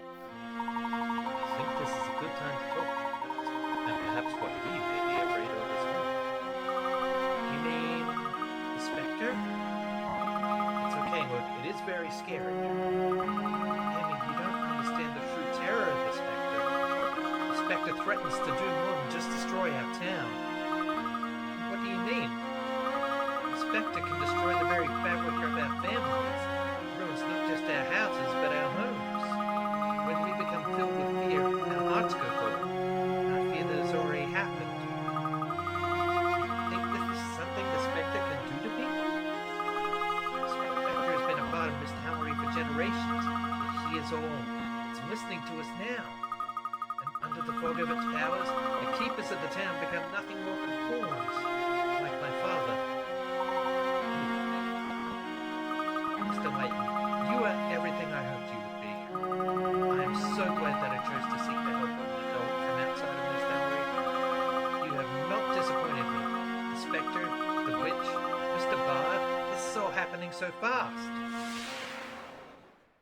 Where is the family? What did the police say? Why, Papa? How could you leave us? Why? Glad he's gone. You reap what you sow. Good riddance. Oriana? Oriana, are you all right? Is there anything I can do? Don't touch me! Go away!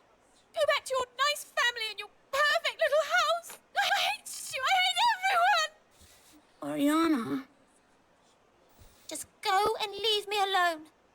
I mean it, Luke. It's dark in here, isn't it? Maybe I should turn the light. Open the curtains. Ariana was never the same after that day. It wasn't long until the Spectre began appearing.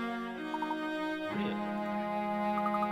Ever since that day, it has been as if Misthallery was cursed. People have been getting sick.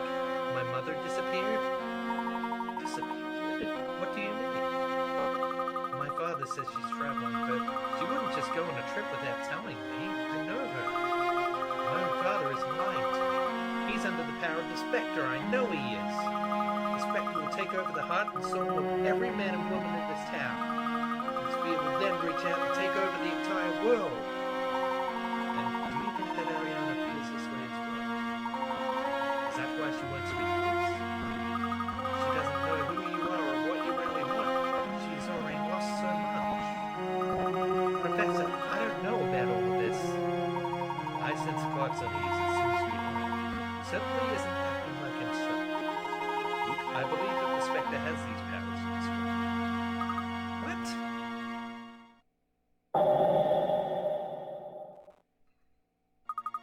The Spectre, it changes people. It seems that all of this began with Mr. Barde's passing. We need to look into the details surrounding his death. We must access the police reports. Of course. Luke, I promise that I will solve the mystery that plagues us. You will? I always keep my promises. That is the duty of an English gentleman. Oh, thank you, Mr. Layton. Let's make a visit to the police.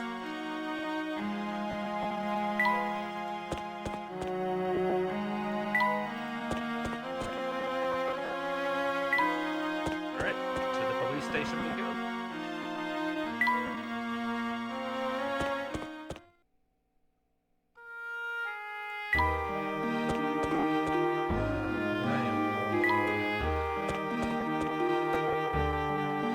Actually, before we go any further, thank you, Fish.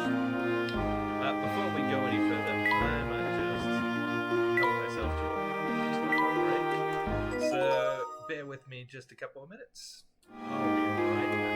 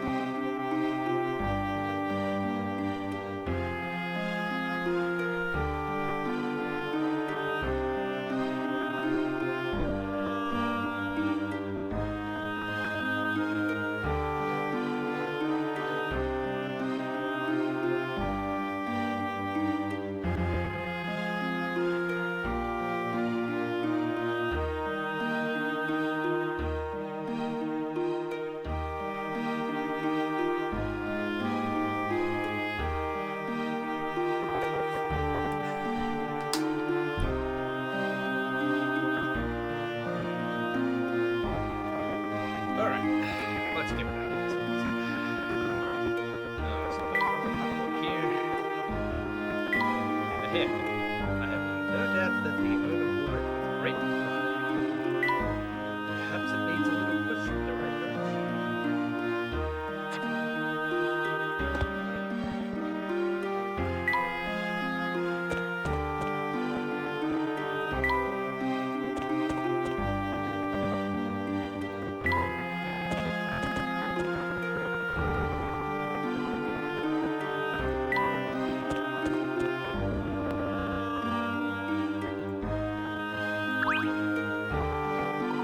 Nobody gets in without the chief say so. Move along now. Really? Well, we have rather urgent business here, Chief. So what is it?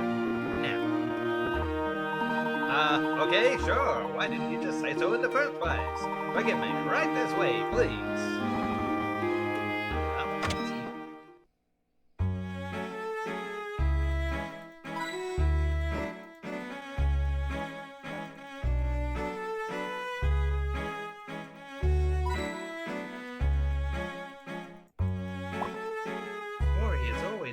Shiny. Somebody must have spent an awfully long time waxing it. The reflection in the floor is fabulous. Now I got the urge to write a report. It's hard to resist writing at such a well-worked desk. Hey, I can't reach it. I'm not tall enough. Lost and found bags. What was that for? It says last week's most frequently lost item was the umbrella. Be surprised how many people enjoyed these rankings.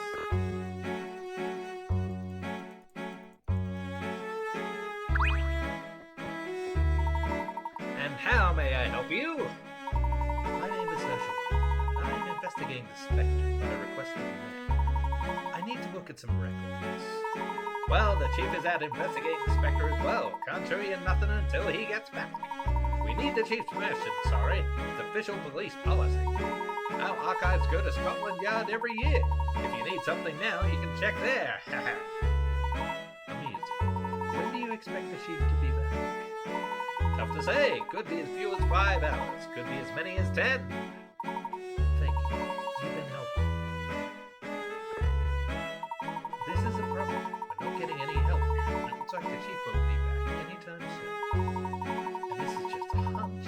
But even when the chief does return, he may not show us the records unless we can connect Barde's death and the Spectre. We'd be better off going all the way to Scotland Yard. Wait, why not? Professor, I'll go back to London and search for the files in their archive. Anyway, I doubt Scotland Yard will grant you access to the files. Oh, really? I've got connections. Besides, I can't just wait around here for 10 hours. I'll be back with the files. This is what assistants are for, right? Well, I suppose. I would be grateful. Then Luke and I can continue our investigation here. If you don't mind, can you drop by the university and pick up my notes and the recent newspapers? Notes and newspapers, will do. Emmy, wait, we may need a place to meet when you return. Oh, good idea. That's why you're the prof. So where should we meet? The library? That should be a good place to book it. The library, got it. I'll be back in a flash. You'll never even know that I was gone. Wow, look at her go. I hope she's a safe driver.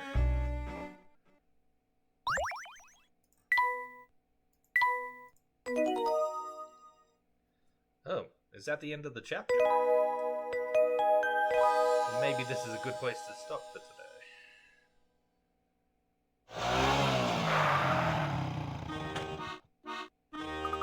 I made good time. Now to get those papers the professor wanted. Where would the professor keep his things? Well, if it's just Emmy, this may be a short chapter. Let's keep going. I expect that most of the students come to the lectures by bus. Oh, there's a lecture going on. Let's keep it there. What lovely weather, just right for a jog.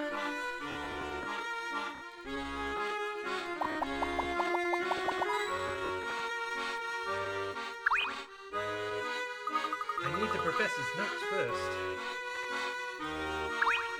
Yes, yes.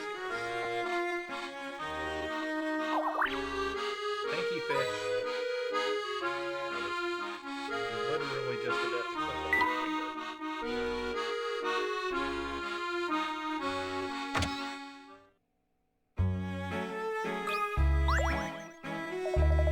I've been looking for you. Dean Delmona. I was worried that something happened to you. Sorry, sir, the Professor's investigation is proceeding well. I'm here to get material for it. I see, that's just great. So Layton is not in London at the moment? That is correct, sir. My apologies for leaving without informing you. No, that's quite all right. It must have been very important business, sir. I'm sure that he will write a thorough paper upon his return. Layton's office is down the hallway there. Check the nameplates. Thank you very much, sir. By the way, Emmy, if you're not too rushed, may I ask your help? Of course, sir. Well, you see, there's a puzzle that I'm having trouble with. My little granddaughter asked me if I could solve it, but I'm on the verge of giving up. Were I to do that, I'm sure my granddaughter would lose all respect for her grandma. Oh, we can't allow that, sir. I would be happy to help.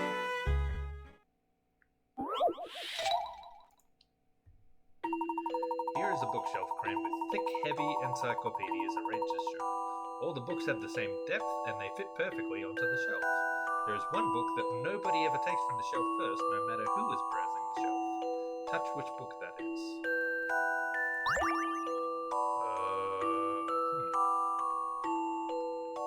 All the books have the same depth, and they fit perfectly onto the shelf. One book nobody ever takes from the shelf first, no matter who is browsing the shelf.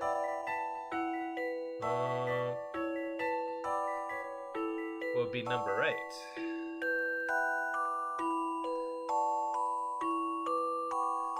Everyone else, there's room for you to, get your fingers in there and pull it out.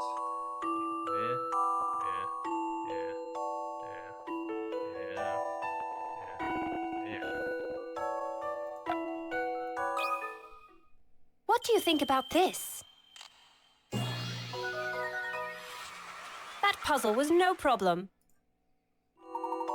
Nice. Encyclopedia number 8 is the only book that cannot be taken out first. There's no way to get it out without removing another book first.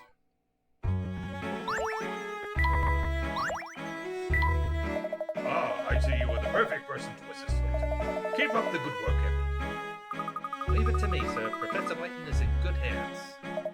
I knew I could rely. I wonder what they'll do with these trees when they're torn. As a professor's assistant, I have to check this board daily.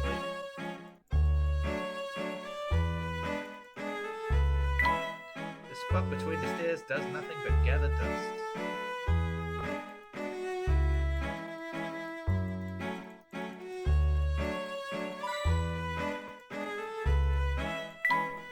Looks as if the second floor is full of officers.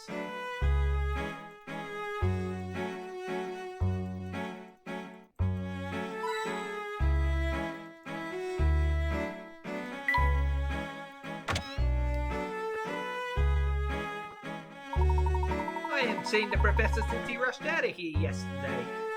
Who are you, and why are you in the professor's office? I could ask you the same thing. I'm Rosa. I'm on the cleaning staff. Oh, I'm sorry. I'm the professor's new assistant, Emmy Altava. Pleasure to meet you, Rosa. Likewise. The professor has an assistant now? That's good news. The professor asked me to fetch some papers of his. Ah, good luck. Organizing his own office is a puzzle the professor still hasn't solved. He asked me to pick up any newspapers and his notes. Notes and newspapers. Alright, well, let's take a look here. It's like a very nice, comfy old sofa. Very apt for a professor. Drawers and all are all full of papers and strange objects, too.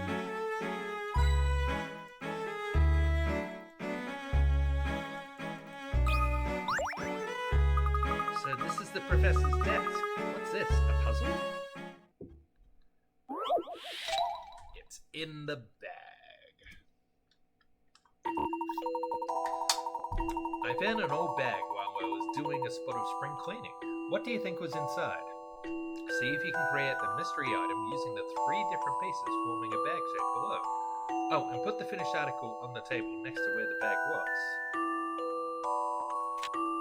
Touch and hold the corner of a piece and then slide it in a circle to rotate it. Touch the symbol that appears when you let go of a piece to flip it.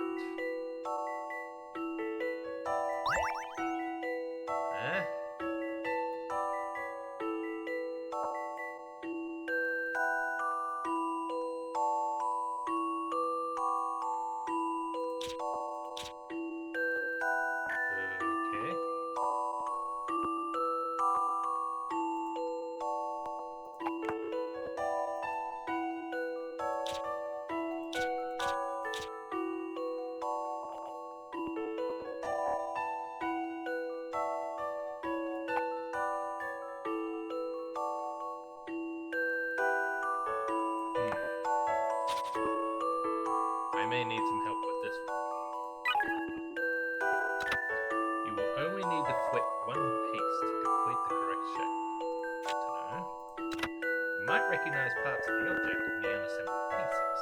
Could it be something that Professor Layton has at all times? Ah, his hat.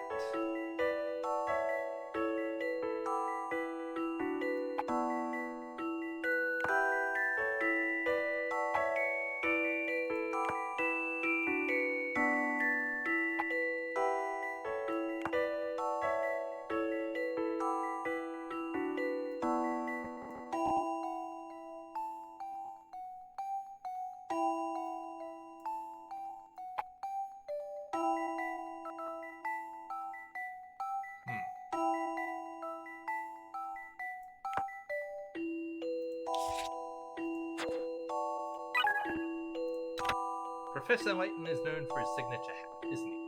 Try to rearrange the pieces to form a similar hat shape.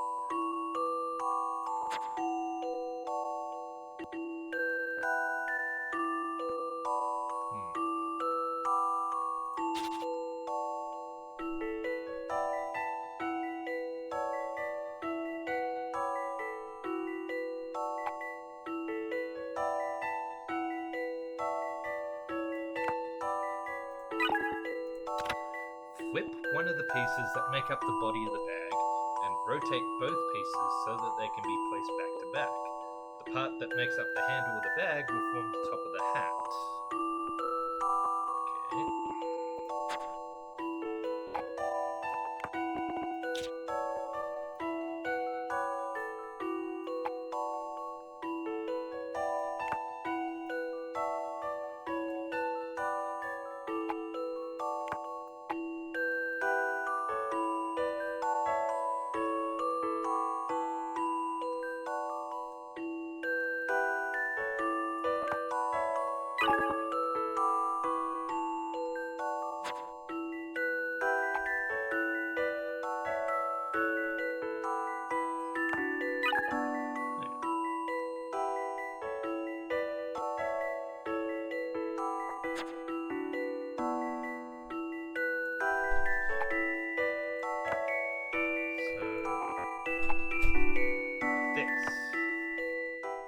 I think I've got this one. You can't let a puzzle intimidate you. Professor Layton simply wouldn't look like himself without his tall silk hat. Does he just keep puzzles on hand? Shouldn't be surprised by such things. He is Professor Layton, after all. His desk is covered in research notes. Look at all these artifacts.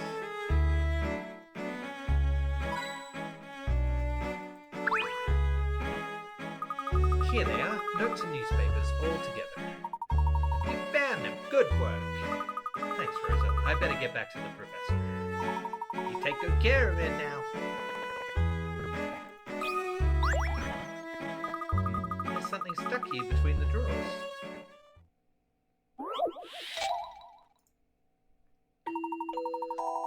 There was a tall silk hat inside the old bag. It's a bit too large to keep around, though. Is there any way you could make it smaller? You're not allowed to let pieces overlap, of course. Oh, God.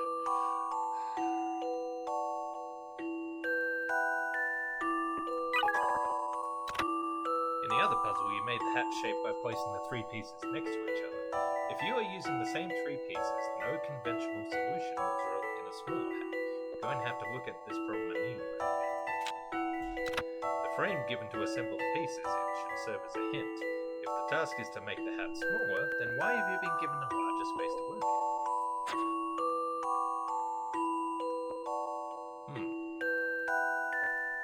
That's a good question.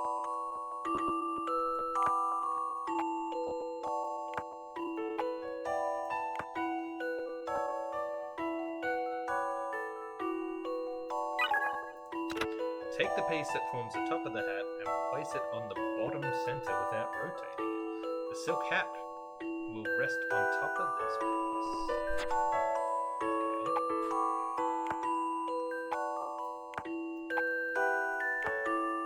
So, like this.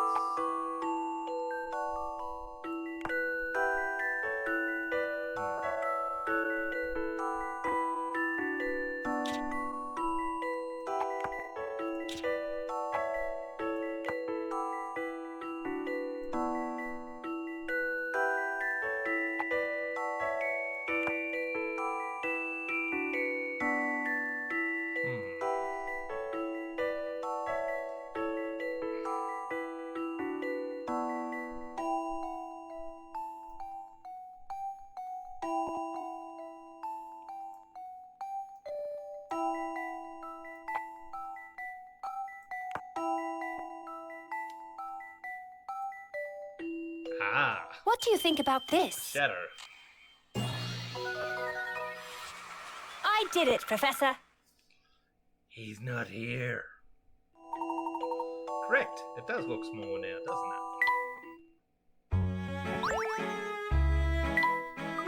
Who would have ever thought a puzzle would be stuck here? Well, I suppose that's just part of being Professor Herschel Layton. I guess I never thought about how many puzzles the professor would have in his office.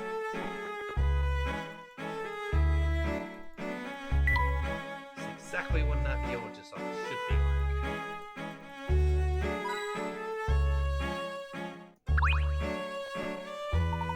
The professor has trouble focusing on things other than his research, so keep an eye on him.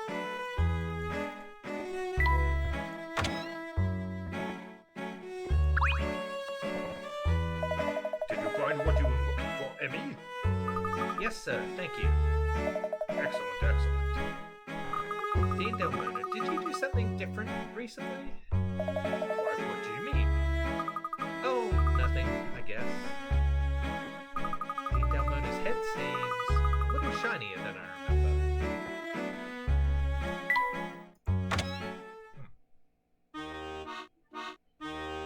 I got the professor's notes.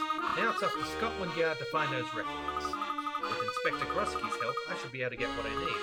I sure hope Grosky is there. Scooter, don't fail me now. To the yard!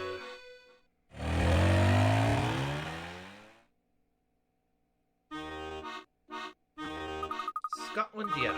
Now to find the inspector for the records I need. A new episode has been added to the trunk. Emmy's Barde.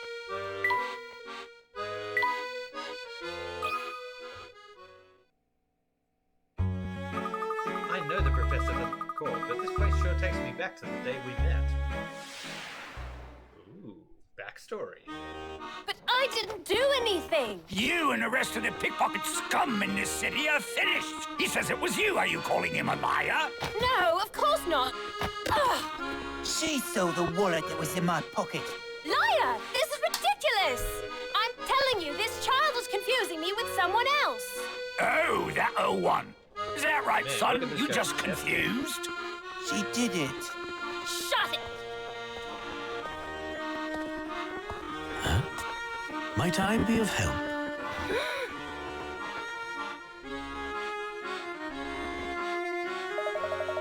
It's all under control.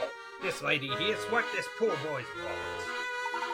Could you give me the details of this, please, Officer Wilson? Details of? Of course I can. As he was walking through the streets, this young man noticed that his wallet was missing. He felt that the woman who had just passed him seemed suspicious, and he informed the patrol. When the patrolman checked the contents of the bag, he found the stolen wallet. Those are the details of the case. Open and shut, if you ask me.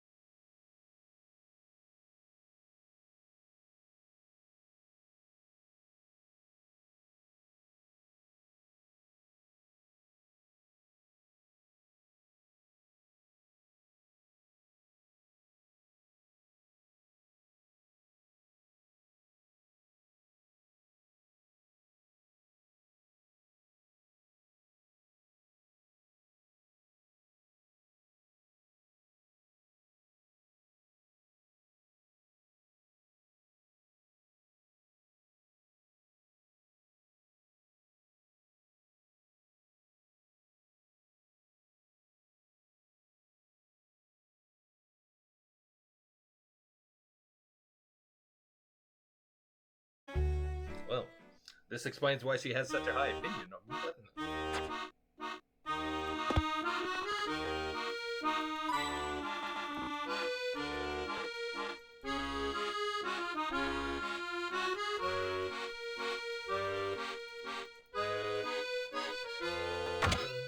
Oh, no, I didn't actually want to go in yet. I'm still looking around outside.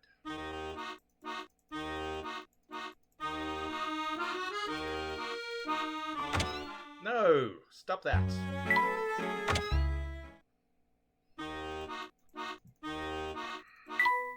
Wow, to think it's been standing for over a century. Oh, now I can.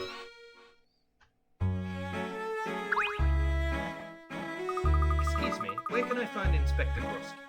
Oh, he's out. Leave a message.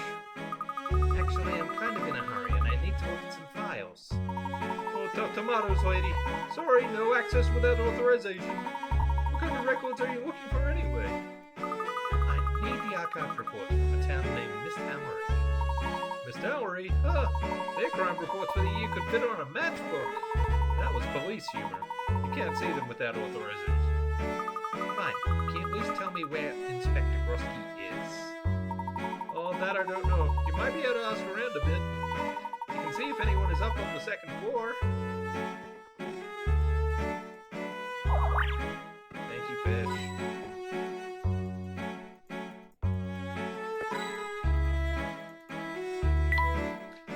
That staircase on the right leads up to the second floor. There's an interview with the Deputy Commissioner in here.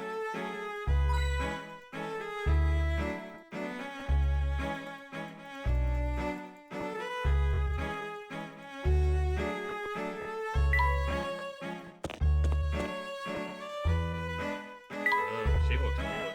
That's Prime Minister Hawks. I don't care much for him. If I spot this man, I'll know to stop him. Road safety first. I'm always careful when I scooter. Hello, plant. Your laser looking nice and green.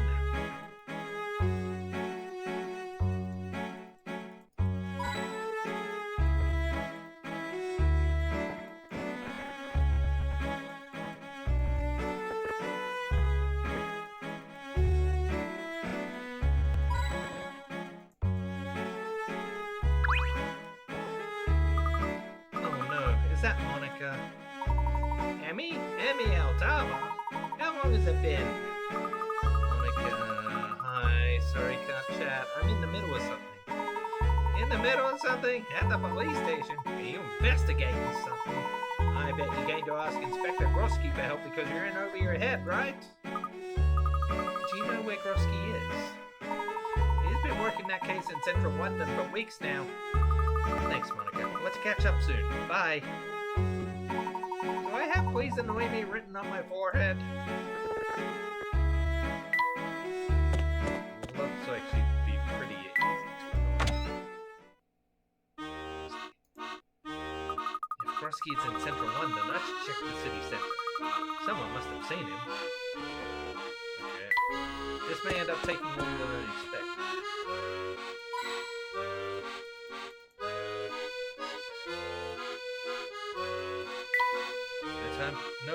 No time for shopping now.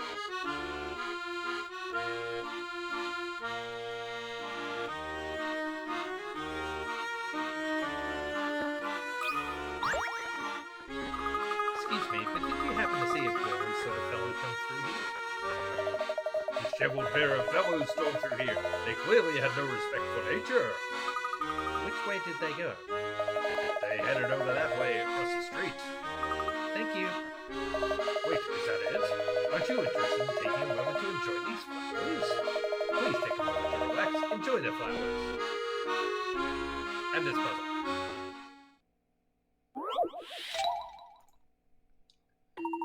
A young man tells his local florist about 3 games he intends to play by picking petals off of flowers one at a time. He'll start with "She Loves Me, She Loves Me Not," and move on to "Happy, Unhappy, So-So." With the final flower, he'll choose whether to buy a sweetheart a bouquet, a cake, a ring, or a book.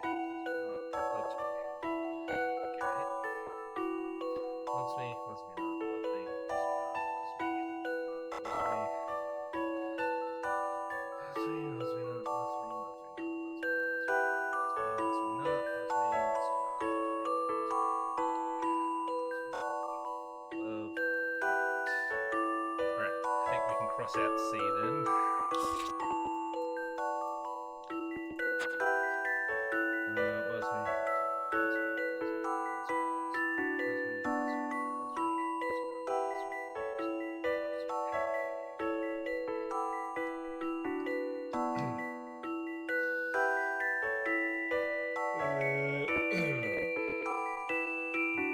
Happy, unhappy, so happy. But how do we know which order he's going to pick the flowers in?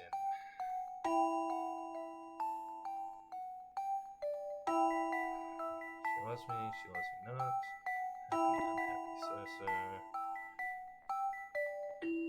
Choose whether to buy a sweetheart a bouquet, a cake, a ring, or a book.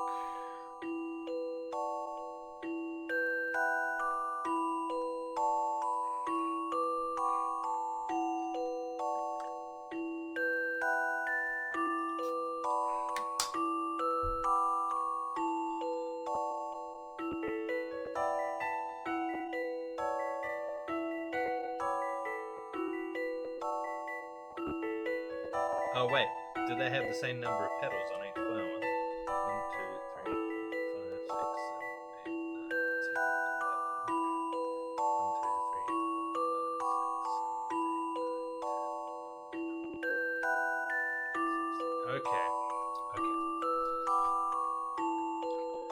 So, question 1.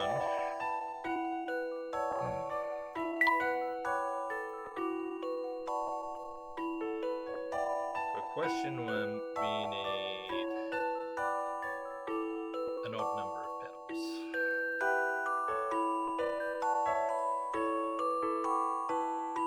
So that was right. Question 2, we want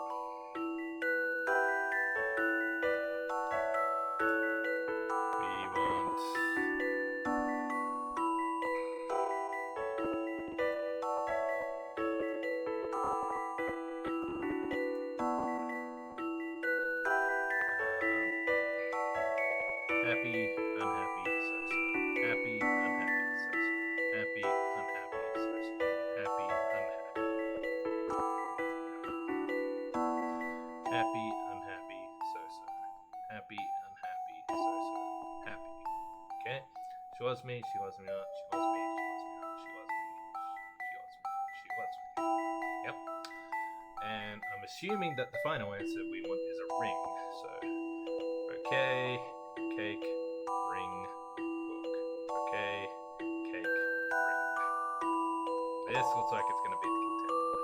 Bouquet, cake, ring, book. Bouquet, cake, ring, book. Bouquet, cake, ring, book. Bouquet.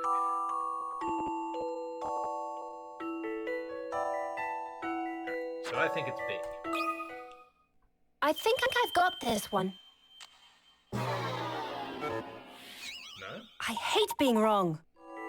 Put the pedal to the metal and try again.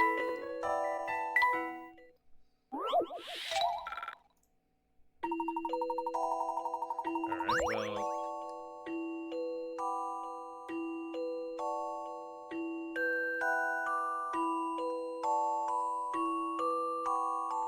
Bouquet, a cake, a ring, or a book. Actually, if he's choosing a bouquet, he's already in the right store, so... Could be that one. I'll handle this one, Professor. You can't let a puzzle intimidate you. Correct. The young man took away the flowers with 13 petals each. The result of his gains were She Loves Me, Happy, and Bouquet. It seems reasonable that a forest would want the man to buy another bouquet, right? Yep, makes sense. Oh, new toy train. Wow, I'm tearing through puzzles left and right. I was born to be the professor's assistant. Clear your mind and just breathe. It's important to appreciate nature when you're in the city. Yes, thank you, I will. I must be going now. Some people just don't get it. Wow, look at all these colors.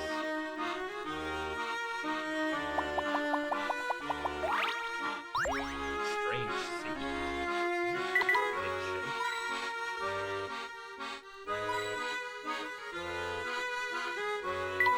No.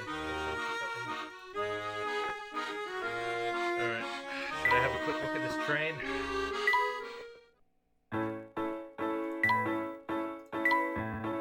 Being a forest, it's also my job to train budding gardeners. I get called out north, south, east, and west to pass on my horticultural expertise. Do you think you could find me a way to my goals that stems from these two training points?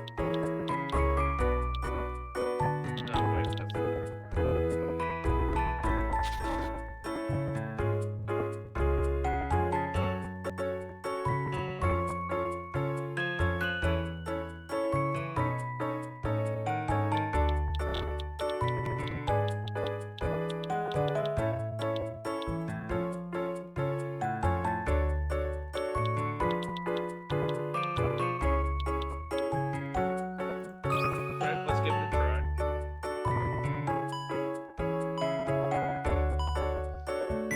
The problem is going to be when we bump into this car.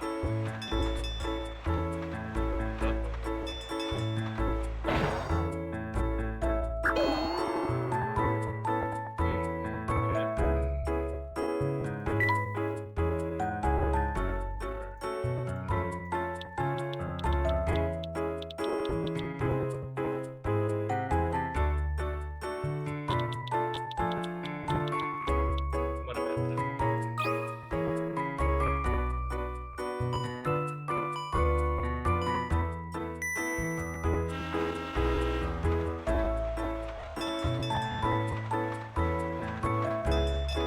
Oh dear.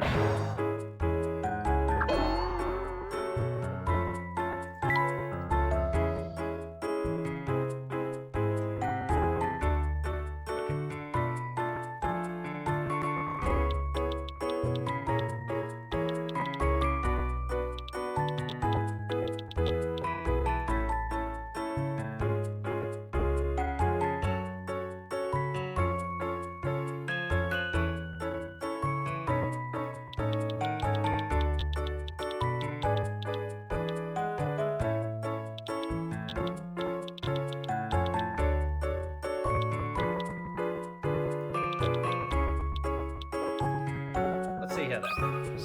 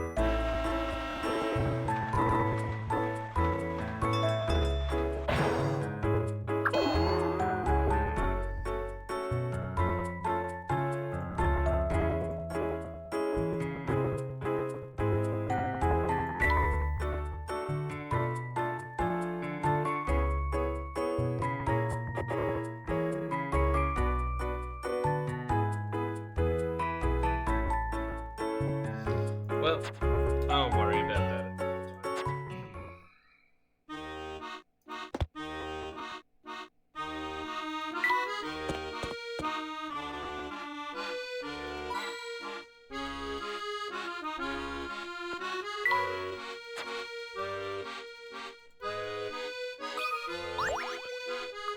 What's going on with this bus schedule?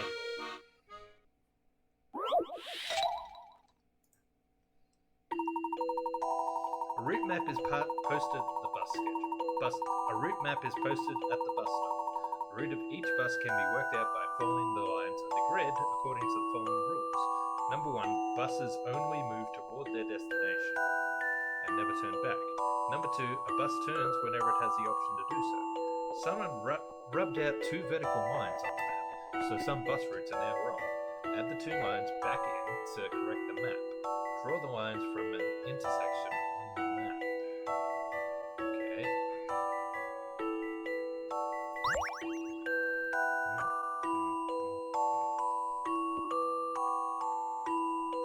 Alright, so to get to E, we have to have one of these 2.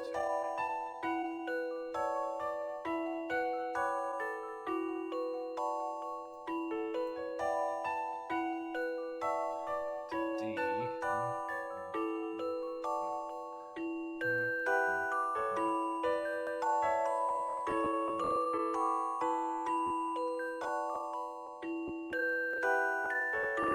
Oh, but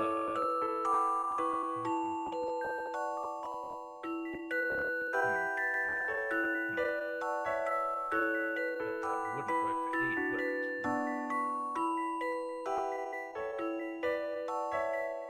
Nope. Okay. So it can't be either of these. That means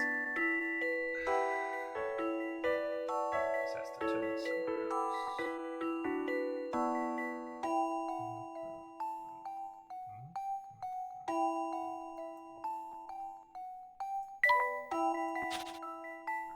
So if we put that there, 1, 2, 3. Yep. D.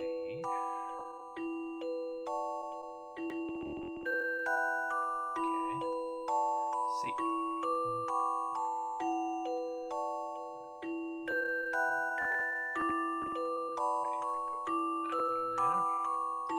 Maybe if we put that one there to be 1, 2, 3.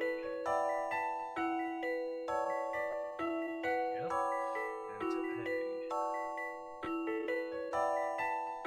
I think that actually works. So I need these 2.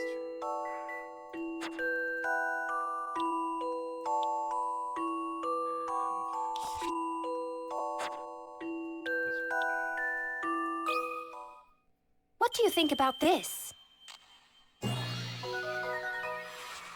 That puzzle was no problem. Correct. Actually, there are 2 correct solutions to this puzzle. If you haven't found both, try to work out the other. No thanks. Leave no puzzle unsolved. Snacks and fresh coffee.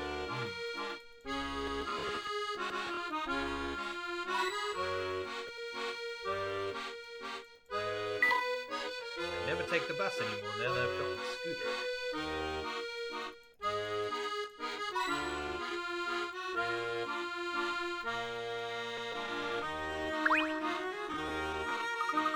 Oh, Grosky, the bulges in your suit jacket are especially big today. Are you working out? Did Grosky come through here? You bet he did. I got to see him in action chasing down a crook. Which way did he go? He chased the crook over toward the museum, and now I'm going to chase him. But I don't want to seem too eager for his affections, you know. You're really into Grosky, huh? I'm the founder, president, and sole member of the Groscats. We need more members. We should have at least one for each of Grosky's apps. If you're interested in Grosky too, maybe you could be our treasurer.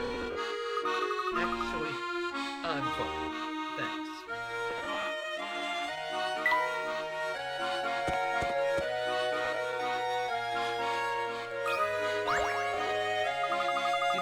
muscular detective coming this way?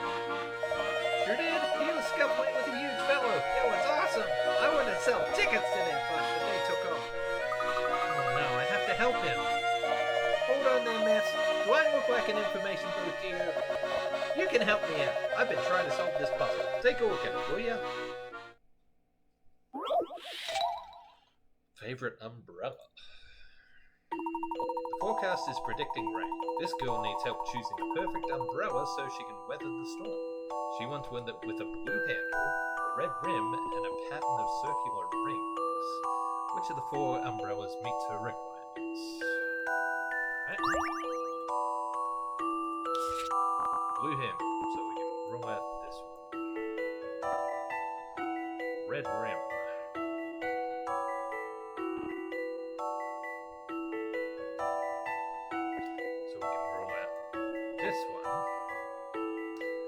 This one looks like it would be rings when it opens. I'll handle this one, Professor. You can't let a puzzle intimidate you. Correct. The circle pattern is only visible when you open the umbrella. Well done! So you're looking for that detective, eh? See that museum over there? They were tussling over there. The museum. Got it. Thanks. Last week someone was playing the guitar over there.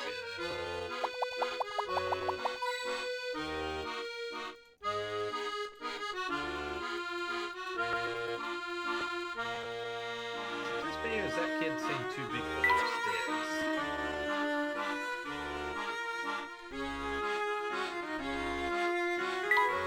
It's a museum, no doubt about it.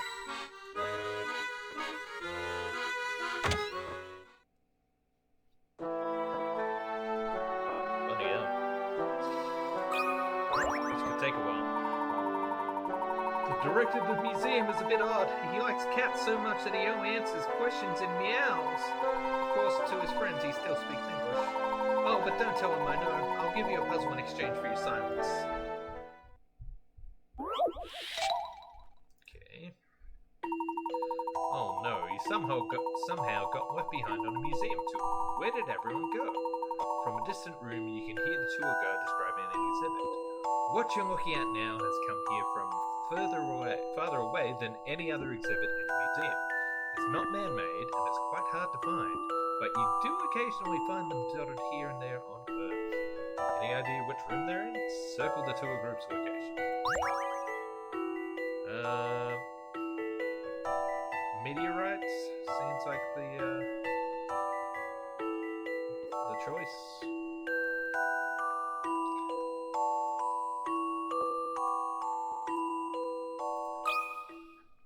I think I've got this one. I did it, Professor.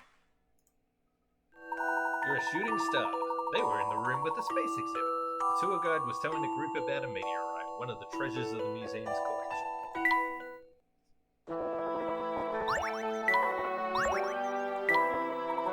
The dinosaur fossils in our museum were discovered by a professor from Grassenhauer University. Oh, I wonder if it's Professor Layton. I think his name was Schrader? Him and an assistant named Triton. Oh, Luke's down there. I love archaeology, you see. The idea of discovering giants in the earth and digging them out. Those dinosaur bones seem to follow me around the room. Creepy. Wait. The description of this prehistoric skeleton reads, one can identify how many bones this dinosaur has with a thorough examination of the skeleton. A visitor nearby said, I have a feeling the number must be in the hundreds. Can you come up with a more accurate figure? How many bones does this dinosaur have exactly? Oh jeez, how am I supposed to figure that out?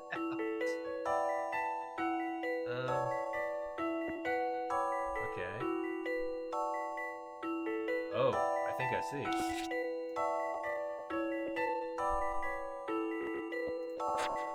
Now, if you turn that upside down, I think that would read 326.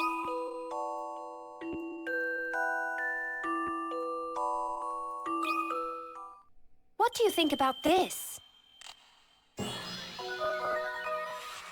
You can't let a puzzle intimidate you. Bone Anza. The dinosaur skeleton has 326 bones. The ribs give it away if you put the dinosaur upside down. However, I doubt these bones are part of the real skeleton. I think someone at the museum was having some fun. Who puts a puzzle in dinosaur bones? Let's see, the man responsible for this fossil is one Andrew Schrader. He must really like his puzzles. Very well preserved. This looks like the entire history of planet Earth. Wow. Must be a very brief history. It just looks like a rock to me.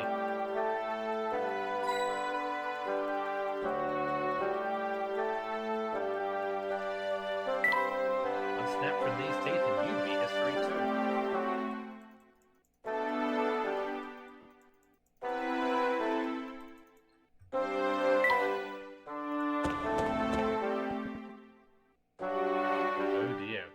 Been a scuffle in here. Excuse me, sir. Did you happen to see a barrel-chested police officer run through here? No. Of course. This is why I don't miss London. Fine, I like cats. Did you see a policey weasy? Meow, meow. Say he crumpled all the display items and then took off? Meow. Trapped in the well? Just kidding. Thanks. Back to Scotland Yard. Really? So I came all the way out here for nothing? Thanks, fish. What could these have been used for? What did they use as a model for this thing?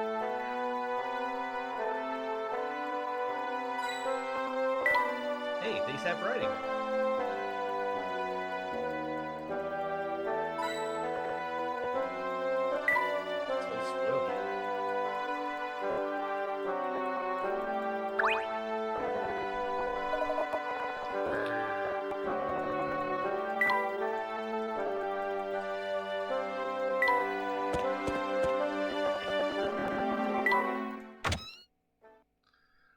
I believe we've reached a section of the game that is what we would call haddock. Oh, Grusky is fighting again. Oh, I feel faint. Please catch me. No. Well, fine. Sorry if I'm the only one affected by the man with circus that just blew into town. Such bravery, wrestling that hardened criminal all the way back to the police station. Maybe I can catch Grusky over at Scotland. Have fun swimming. Oh, Grusky, you already arrested me. Place me into your custody.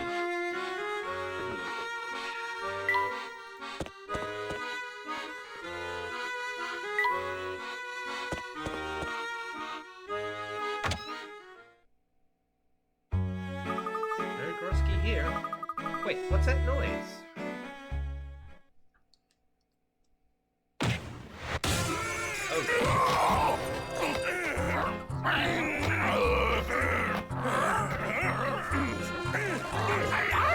Oh,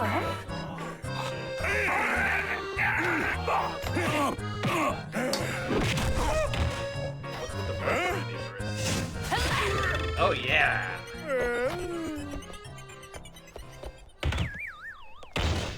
Did they not have handcuffs? Let me know if you've got any other questions. Nice to see you again, Inspector Grosky. I should have known. Emmy, how have you been? Just fine, thank you. And how is the esteemed inspector? Amazing. I, Grosky of the Yard, can now bench press my body weight in gross. So what can I do for you? I need your help. There's something happening in Misthallery. Misthallery, eh? People still live out there? Give me the details. The town is under attack by some mysterious monster. The whole mess may be related to the death of a prominent man there last year. I was hoping I could get some information on the incident. Sounds like some case there. Let me know if you need me to wrestle anything to the ground. But our files are your files. Thank you, Inspector. records room is just down the stairs. Oh dear. Made quite a mess, didn't it? Wow, that was quite an amazing entrance there, Inspector Grosky. Aye, Grosky of the Yard, thank you for your appreciation.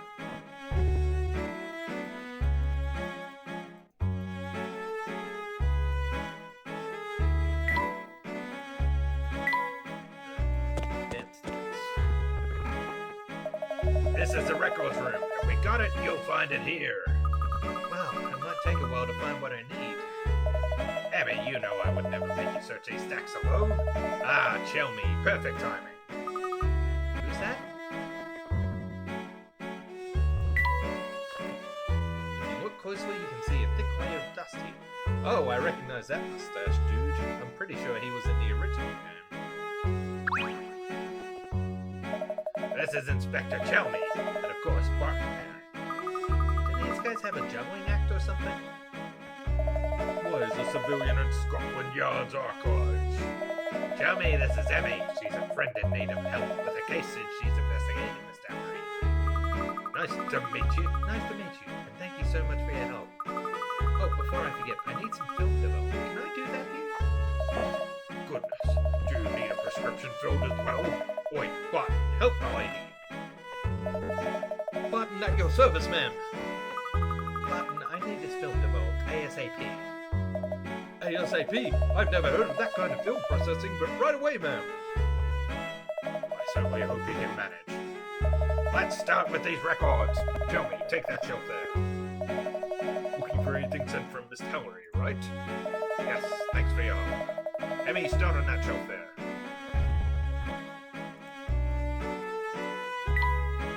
So this is how they organize their archives. Interesting.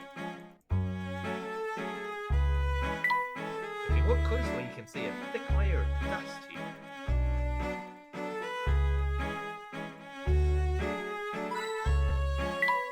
Ooh, a ladder.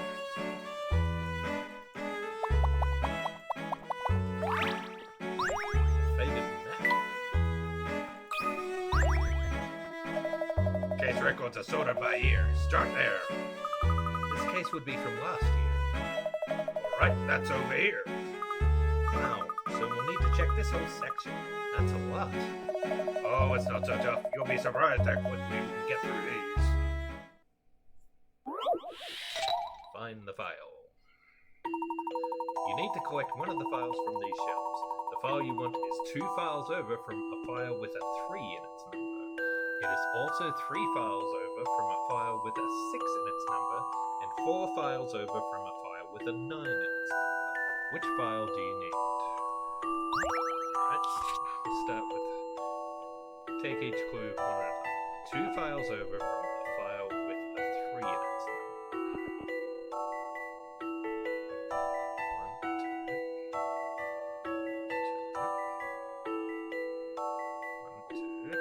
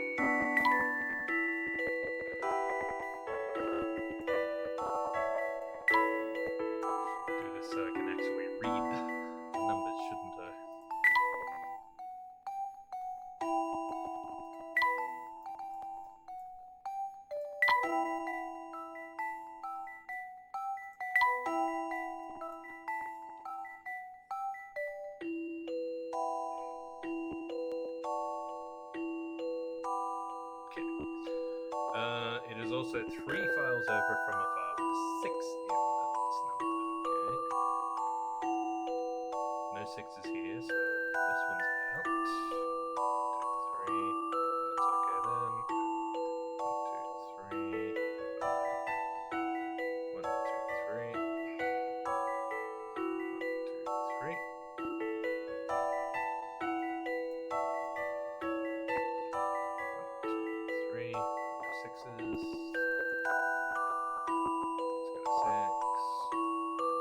Let's go 6. Let's go 6. 1, 2, 3.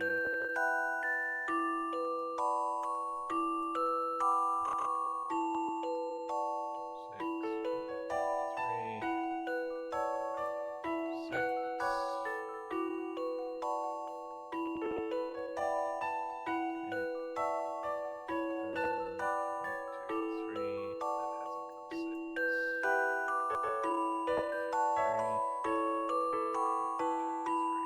Okay.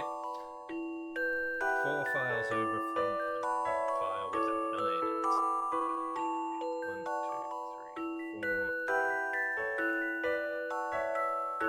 1, 2, 3, 4. No, 9. 1, 2, 3, 4. No, 9. 1, 2, 3, 4. 1, 2, 3, 4. 9. 1, 2, 3,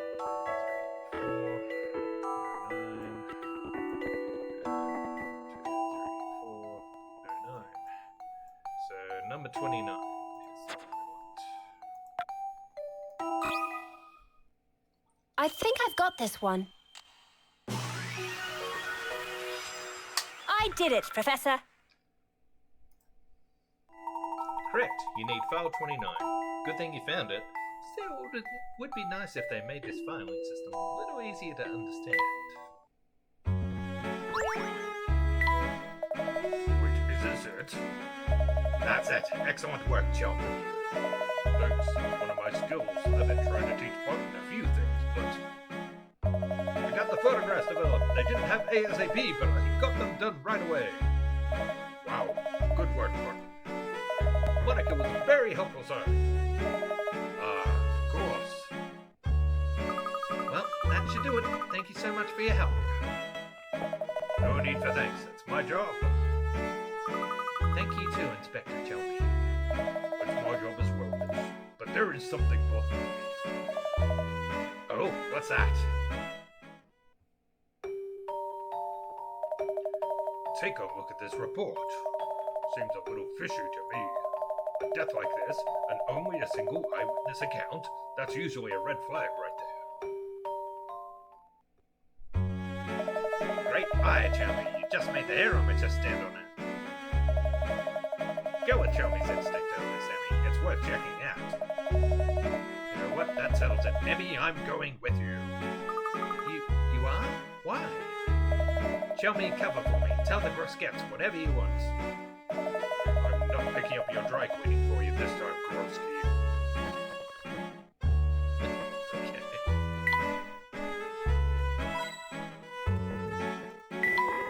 Wow, there's so much going on here that we never hear about.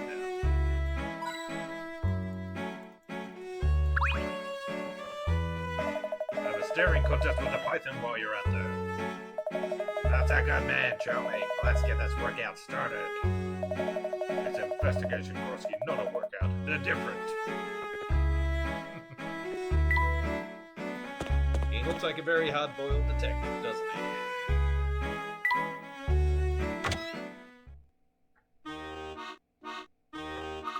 Alright, so when we get back to Misthallery, on my scooter... Oh no! What's the problem, Eddie? Well, I came here on my scooter, which only seats one. You've got one seat and I've got 2 feet. No problem. I'll meet you there. I could use the exercise. You're going to run all the way to Misthallery? Of course not. I'm going to sprint all the way. I'm going to sprint all the way to Misthallery. Okay. Alright, Inspector. I guess I'll see you there. Don't be surprised if you see me passing you on the left. Grosky out! Now I see why Hannah is so crazy about him. Yes. I believe we will save our progress. And I think this is a good place to stop for today. Chapter 7, Third Eye Jakes. No Third Eye Jakes today. That's going to have to wait until next stream. So thank you for watching. If you have. I'm quite enjoying this. I was doing rather well with most of the puzzles. I had a few that but nothing as bad as some of the ones I had last week. Some of those really strong. Now I'll probably be back here on my usual stream time on Sunday, 1 p.m. Mountain Time. But if I'm not able to make it, I'll leave a message on my social media channels. You can find those down below. The one I most commonly use is Blue Sky. That's where I leave all my streaming messages, and also in various Discords I'm in. Also, my Tumblr is down there. You can check out the series of articles I wrote there about Sonic the Hedgehog comics that Archie Comics used to make, how they should have been a syndicated cartoon rather than a comic book series. Because they have all the same tropes, almost all the same tropes that those syndicated cartoons have. And of course, there is my YouTube link down below as well. I have a playlist for my playthrough of this game, and yeah, this episode will be up in, depends how long YouTube decides to take to upload. Alright, have a great weekend everyone, take care of yourselves, and hopefully I'll see you